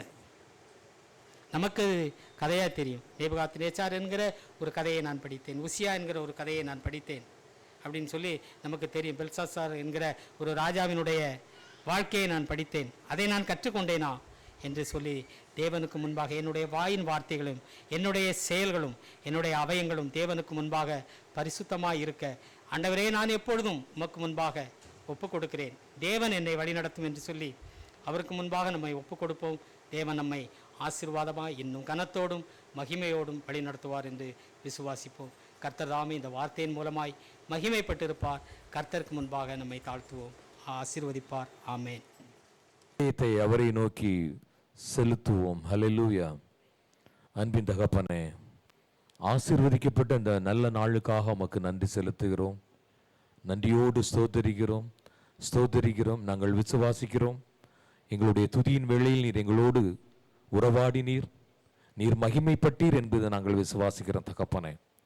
ஆண்டவரே, வார்த்தைகள், ஒவ்வொரு வார்த்தைகளும் எங்களுடைய இருதயத்தில் பேசினது என்பதை நாங்கள் விசுவாசிக்கிறோம். எங்கள் பிள்ளைகள் மனதில் பேசினது என்பதை நாங்கள் விசுவாசிக்கிறோம். ஆண்டவரே, இன்னும் நாங்கள் உமக்கு உகந்த ஒரு பாத்திரமாய் நாங்கள் இருக்க, ஒருவேளை கடினமான எங்களுடைய இருதயத்தை நீர் இழகச் செய்ய வேண்டுமாய் செபிக்கிறோம். ஆண்டவரே, எங்கள் ஆலயத்தில் வந்த ஒரு பிள்ளைகளும் விருதாய் திரும்பி விடாமல், ஆண்டவரே, உம்முடைய வருகையிலே சபையாய் நாங்கள் சேர்த்து கொள்ள நாங்கள் விரும்புகிறோம். ஆண்டவரே, அதற்கு உகந்த பாத்திரமாய் எங்களை நீர் வளைந்து கொள்ள வேண்டுமாய் செபிக்கிறோம். ஆண்டவரே, பாகம் எடுத்த ஒவ்வொரு பிள்ளைகளுக்காக நன்றி செலுத்துகிறோம். சபைக்காய் உழைக்கிற ஓடுகிற ஒவ்வொரு பிள்ளைகளுடைய குடும்பங்களை நீர் பொறுப்பெடுத்துக் கொள்ள வேண்டுமாய் செபிக்கிறோம். ஆண்டவரே, விசேஷமாக ஆண்டவரே கொடுத்த சாட்சிகளுக்காய் நன்றி செலுத்துகிறேன். நன்றியோடு ஸ்தோத்திரிக்கிறோம். செல்வினை உமது கரங்களில் ஒப்படைக்கிறோம் தகப்பனே. ஆண்டவரே, மனிதனுடைய புகழ்ச்சியோ இகழ்ச்சியோ எங்களை ஒன்றும் செய்யாது. ஆண்டவரே, ஆண்டவரே, நீர் தூரத்திற்கும் சமீபத்திற்கும் தேவனாய் இருக்கிற மனுடைய ஏக்கங்கள் எண்ணங்கள் எல்லாவற்றையும் நீர் அறிந்திருக்கிறபடினால் உமக்கு நன்றி செலுத்துகிறேன். மனுடைய வாஞ்சைகளை நீர் நிறைவேற்ற வேண்டுமாய் செபிக்கிறோம். விசேஷமாக மனுடைய தகப்பனாரை இந்த நாளில் நாங்கள் நினைவு கூறுகிறோம். உமக்காய் ஊழியம் செய்த மகன் ஆண்டவரே உமது வலது பரிசத்தில் வீற்றிருப்பார் என்பதை நாங்கள் விசுவாசிக்கிறோம். ஆண்டவரே, அருமையான சுரேஷ் பிரதருடைய மகனுக்கு கொடுத்த அந்த நல்ல ஒரு கோர்ஸுக்காக நன்றி செலுத்துகிறோம். கொடுத்த நல்ல ஃப்ரெண்ட்ஸுக்காக, நல்ல அட்மாஸ்பியருக்காக நன்றி செலுத்துகிறோம். ஆண்டவரே, அவர்களிடத்தில் நாங்கள் கற்றுக்கொள்ள வேண்டிய காரியங்களை நீர் எங்களுக்கு உணர்த்தினபடினால் நன்றி செலுத்துகிறோம். ஆண்டவரே, உமக்காய் ஒரு கலசம் தண்ணீர் கொடுத்த ஸ்திரீயை நீர் ஆசீர்வதித்த தேவன். அப்படியா இருக்க ஆண்டவரே, உமக்காய் உழைக்கிற ஓடுகிற உமது செய்தியை சொல்லுகிற உமது சுவிசேஷத்தை அறிவிக்கிற பிள்ளைகளை நீர் இவ்விதமாய் ஆசீர்வதித்தீர் என்பதை நாங்களும் கண்டு உணர நீர் கிருபை செய்த தயவுகளுக்காக உமக்கு நன்றி செலுத்துகிறோம். நன்றியோடு ஸ்தோத்தரிக்கிறோம். ஆண்டவரே, புதிதாய் சபைக்கு வந்த ஒவ்வொரு பிள்ளைகளுக்காகவும் நன்றி செலுத்துகிறோம். பிள்ளைகள் வரும் காலங்களிலே எங்களோடு இணைந்து உம்மை துதிக்க நீர் கிருபை செய்ய வேண்டுமாய் செபிக்கிறோம். ஆண்டவரே, விசேஷமாக ஆண்டவரே, சபையில் உள்ள ஒவ்வொரு பிள்ளைகளும் தேவைகளை நீர் நிறைவேற்ற வேண்டுமாய் செபிக்கிறோம். ஆண்டவரே, நன்றி செலுத்துகிறோம். ஆண்டவரே, கடன் பிரச்சனை, சம்பள பிரச்சனை, இக்காம பிரச்சனை, ஆண்டவரே, குடும்பத்தில் சமாதானம் இல்லாமல் இருக்கிற ஒவ்வொரு பிள்ளைகளையும் நீர் ஆசீர்வதிக்க வேண்டுமாய் செபிக்கிறோம். ஆண்டவரே, வரும் காலங்களிலே ஒவ்வொரு சாட்சிகளை நீர் எடுத்து உபயோகப்படுத்த வேண்டுமாய் ஜெபிக்கிறோம். நீர் அப்படியே செய்ய போற தயவுகளுக்காக உமக்கு நன்றி செலுத்துகிறோம் தகப்பனே. வேதனைகள் உண்டு ஆண்டவரே, உலகத்தில் வேதனைகள் உண்டு. ஆனாலும் ஆண்டவரே, நீர் பிள்ளைகளுக்கு சமாதானக்காரராய் இருக்க வேண்டுமாய் ஜெபிக்கிறோம். ஆண்டவரே, நன்றியோடு ஸ்தோத்தரிக்கிறோம், ஸ்தோத்தரிக்கிறோம், ஸ்தோத்தரிக்கிற ராஜா. ஆண்டவரே, எங்கள் இந்திய தேசத்தில் உள்ள எங்கள் குடும்பங்களுக்காக நன்றி செலுத்துகிறோம். மனைவிமார்களுக்காக, கணவன்மார்களுக்காக, பிள்ளைகளுக்காக, விசேஷமாக எங்களுடைய வயதான பெற்றோர்களை இந்த நாட்களிலே நாங்கள் நினைவு கூறுகிறோம் தகப்பனே. ஆண்டவரே, நன்றி செலுத்துகிறோம். ஆண்டவரே, விசேஷமாக ஆண்டவரே, வயதான பெற்றோருடைய ஏக்கங்கள் எண்ணங்கள் ஒவ்வொன்றையும் நிறைவேற்றக்கூடிய பிள்ளைகளாய் நாங்கள் இருக்க நீர் கிருபை செய்ய வேண்டுமா ஜெபிக்கிறோம். ஆண்டவரே, நன்றியோடு ஆண்டவரே, ஒருவேளை நாங்கள் இந்த தேசத்திற்கு கடந்து வந்து விட்டோம் ஆண்டவரே, வெளிநாட்டிற்கு வந்து விட்டோம் என்று எங்கள் தகப்பன்மாரிடத்திலோ தாய்மாரிடத்திலோ எங்களுடைய பெருமைகளை நாங்கள் காட்டாமல் ஆண்டவரே இருக்க நீர் எங்களுடைய மனதை நீர் பக்குவப்படுத்த வேண்டுமா ஜெபிக்கிறோம். ஆண்டவரே, பெற்றோருடைய ஏக்கங்களை நிறைவேற்ற வேண்டுமாய் செபிக்கிறோம். ஆண்டவரே, திருமணமாகாத பிள்ளைகளுக்காக நன்றி செலுத்துகிறோம். ஆண்டவரே, பிள்ளைகளை ஏற்ற நேரத்தில் ஆண்டவரே நல்ல ஒரு மணமகளை மணமானையும் கொடுக்க வேண்டுமாய் செபிக்கிறோம். ஆண்டவரே, அருமையான கடந்த வாரத்தில் திருமணம் முடிந்து அருமையான பினுக்காய் நன்றி செலுத்துகிறோம். ஏற்ற வேளையிலே பிள்ளை இந்த இடத்துக்கு கடந்து வர அந்த வேலையிலே சேர நீர் கிருபை செய்ய வேண்டுமாய் செபிக்கிறோம். ஆண்டவரே, இன்னும் சபையிலே வேலைக்காய் முயற்சி பண்ணுகிற ஒவ்வொரு பிள்ளைகளையும் கண்ணெடுத்து பார்க்க வேண்டுமாய் செபிக்கிறோம். ஆண்டவரே, ஒரு காலங்களிலே பிள்ளைகள் மகிழ்ந்து களி கூற நீர் கிருபை செய்ய வேண்டுமாய் செபிக்கிறோம். ஆண்டவரே, கணவன்மார்கள் இந்த தேசத்திற்கு கடந்து வர விரும்புகிற பிள்ளைகள், ஆண்டவரே, மனைவிமார்கள் கடந்து வர வேண்டுகிற பிள்ளைகள், ஆண்டவரே, பிள்ளைகளுக்கு நன்றி செலுத்துகிறோம் தகப்பனே. பிள்ளைகளுடைய காரியங்களை வாய்க்க பண்ணுங்க வேண்டுமா ஜெபிக்கிறோம். நன்றியோடு ஸ்தோத்திரிக்கிறோம். விசேஷமாக எங்கள் சிறு பிள்ளைகள் இந்த நேரத்தில் ஒப்படைக்கிறோம் தகப்பனே. ஆண்டவரே, விசேஷமாக இந்த தேசத்தில் உள்ள பிள்ளைகளுக்காக நன்றி செலுத்துகிறோம். விசேஷமாக இந்த தேசத்தில் உள்ள பிள்ளைகளுக்காக நன்றி செலுத்துகிறோம். ஆண்டவரே, பிள்ளைகள் ஸ்கூலுக்கு போகும் பொழுதும் வரும் பொழுதும், விசேஷமாக தனியாக ஆன்லைன் கிளாஸ் அட்டன் பண்ணும் போதும் பிள்ளைகளுடைய எண்ணங்கள் இயக்கங்கள் சிதறாமல் கர்த்தாவே அதிலே போக்கஸ் பண்ண நீர் கிருபை செய்ய வேண்டுமா ஜெபிக்கிறோம். நன்றியோடு ஸ்தோத்திரி ஸ்தோத்திரிக்கிறோம். ஆண்டவரே, சபையில் நடக்கிற ஒவ்வொரு பாகத்திற்காக நன்றி செலுத்துகிறோம். விசேஷமாக சண்டே கிளாஸ்க்காக, யூத் மினிஸ்ட்ரிக்காக, உமன்ஸ் ஃபெலோஷிப்புக்காக நன்றி செலுத்துகிறோம். ஆண்டவரே, வியாழக்கிழமை நடக்கிற ஆயத்த பிரேயருக்காக, ஆண்டவரே கடைசி வாரங்களில் நடக்கிற ஃபாஸ்டிங் பிரேயருக்காக நன்றி செலுத்துகிறோம். ஆண்டவர், ஒவ்வொரு காரியத்திலும் என் தேவன் மகிமைப்பட வேண்டுமாய் ஜெபிக்கிறோம். ஆண்டவர், இதற்காக ஒப்பு கொடுத்து செய்கிற அந்த தலைமையேற்று நடத்துகிற ஒவ்வொரு பிள்ளைகளையும் சந்திக்க வேண்டுமாய் ஜெபிக்கிறோம். ஆண்டவரே, கர்ப்பஸ்திரீகளுக்காய், கர்ப்பத்திற்காய் காத்து கொண்டிருக்கிற பிள்ளைகளுக்காய் நன்றி செலுத்துகிறோம். ஆண்டவரே, ஏற்ற நிலைகளை எல்லா காரியங்களையும் நீர் வாய்க்க பண்ண வேண்டுமா ஜெபிக்கிறோம். ஆண்டவர், ஒவ்வொருவரை நீர் முன்குறித்திருக்கிறீர் என்பதை நாங்கள் அறிகிறோம். ஏற்ற வேளையில் ஏற்ற காரியங்களை எங்கள் பிள்ளைகளுடைய வாழ்க்கையில் நீர் செய்ய வேண்டுமா ஜெபிக்கிறோம். ஆண்டவர், நன்றியோடு சோதரிக்கிறோம். விசேஷமாக ஆண்டவரே, இந்த நாளிலும் தகப்பன் என்ற ஆராதனையில பாகம் எடுத்த ஒவ்வொரு பிள்ளைகளுக்காக நன்றி செலுத்துகிறோம். விசேஷமாக ஆண்டவர், ஆராதனை நடத்தின அருமையான மகனுக்காகவும் குடும்பத்திற்காகவும் நன்றி செலுத்துகிறோம். ஆண்டவரே, மகனுடைய ஏக்கங்கள் எண்ணங்கள் நீர் அறிவிற்க தாவை நன்றி செலுத்துகிறோம். விசேஷமாக அதுபோல ராஜ்குமார் பிரதருடைய மனைவிக்காய் நன்றி செலுத்துகிறோம். ஆண்டவரே, பிள்ளைகளுடைய எல்லா பலவீனங்களை நீர் எடுத்து போட வேண்டுமா ஜெபிக்கிறோம். மகளுக்கு ஒரு நல்ல மணமகனை நீர் கொடுக்க வேண்டுமா ஜெபிக்கிறோம். ஆண்டவரே, நன்றி செலுத்துகிறோம். ஆண்டவரே, தரை மட்டும் எங்களை தாழ்த்து ஒப்படைக்கிறோம். சபையை நீர் பொறுப்படுத்திக் கொள்ள வேண்டுமா ஜெபிக்கிறோம். ஆண்டவரே, மலைமேல் உள்ள பட்டணமாய் இந்த தேசத்தில் எங்கள் சபையை நீர் எடுத்து வைத்ததற்காக நன்றி செலுத்துகிறோம். அப்படியே செய்ய போறதற்காக நன்றி செலுத்துகிறோம். ஆண்டவரே, உம்முடைய வருகையிலே நாங்கள் மகிழ்ந்து களிகூற சபையா எங்களை மாற்ற வேண்டுமா ஜெபிக்கிறோம். நீர் அப்படி செய்ய போறதை இவளுக்காக நன்றி செலுத்துகிறோம்.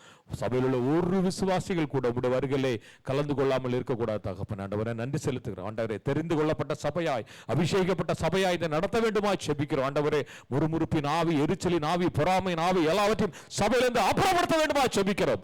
நீர் அப்படியே செய்ய போற தயவுகளுக்காக நன்றி செலுத்துகிறோம். இந்த தேசத்தில் அடக்கப்பட்ட தேசத்தில் நடக்கிற ஒவ்வொரு ஊழியங்களையும் நீர் பொறுப்படுத்திக் கொள்ள வேண்டுமா ஜெபிக்கிறோம். ஆண்டவரே, இந்த பில்டிங்கை சுற்றிலும் ஒரு பாதுகாப்பு தேவையா இருக்கிறது. ஆண்டவரே, இந்த பில்டிங்ல சுற்றி நடைபெறுகிற ஒவ்வொரு ஆராதனைகளுக்காக நன்றி செலுத்துகிறோம். கோபுர பட்டணத்தில் நடைபெற ஆராதனைகளுக்கு, சவுதி அரேபியா தேசத்தில் நடக்கிற ஆராதனைகளுக்காக நன்றி செலுத்துகிறோம். வளைகுடா தேசத்தை உமது கரங்களில் ஒப்படைக்கிறோம். விசேஷமாக ஆண்டவரே, இஸ்ரேலுக்காய் ஜெபிக்கிறோம் தகப்பனே. சுற்றியுள்ள வளைகுடா நாடுகளுக்காக ஜெபிக்கிறோம். ஆண்டவரே, நன்றி செலுத்துகிறோம். போர் மேகம் சூழ்ந்து இருக்கிற வேளையில தகப்பனே, உம்முடைய பிரசன்னம் இந்த தேசம் முழுவதுமாய் இருக்கும் வேண்டுமா ஜெபிக்கிறோம். வளைகுடா தேசம் முழுவதும் இருக்குமா ஜெபிக்கிறோம். ஆண்டவரே, இஸ்ரேல் பிள்ளைகளுக்காக ஜெபிக்கிறோம். ஆண்டவரே, அவர்களுடைய மனதிலே சமாதானத்தை நீர் விதைக்க வேண்டுமா ஜெபிக்கிறோம். நன்றியோடு ஸ்தோத்திரிக்கிறோம். உலகெங்கும் நடக்கிற ஊழியங்களுக்காக நன்றி செலுத்துகிறோம். ஆண்டவரே, எங்கள் தேசத்தை உமது கரங்களில் ஒப்படைக்கிறோம். எங்கள் முதலமைச்சரை, எங்கள் பிரதமரை நீர் ஆசீர்வதிக்க வேண்டுமா. கர்த்தராகிய இயேசு கிறிஸ்துவின் கிருபையும், பிதாவாகிய தேவனுடைய அன்பும், பரிசுத்த ஆவியானோட ஐக்கியமும் சிநேகமும் ஆசீர்வாதமும் கிருபையும் இரக்கமும் பாதுகாப்பும் அவர் வரும் வரைக்கும் நம் அனைவரோடும் கூட இருப்பதாக. ஆமென், ஆமென், ஆமென். ஹல்லேலூயா. God bless you all. ஆண்டவரே, நாங்கள் பிழைக்கு வந்து அந்த தேசத்தை நாங்கள் ஆசீர்வதிக்கிறோம் தகப்பனே. ஆண்டவரே, ராஜாக்களை, ஆண்டவரே, அதிகாரிகளை, எங்கள் நிர்வாகத்தை, நாங்கள் வேலை செய்கிற நிர்வாகத்தை நீர் ஆசீர்வதிக்க வேண்டுமா ஜெபிக்கிறோம். எல்லாவற்றையும் இயேசு கிறிஸ்துவின் நாமத்தில் எங்கள் ஜெபங்களை எடுக்கிறோம். எங்கள் அன்பின் தகப்பனே.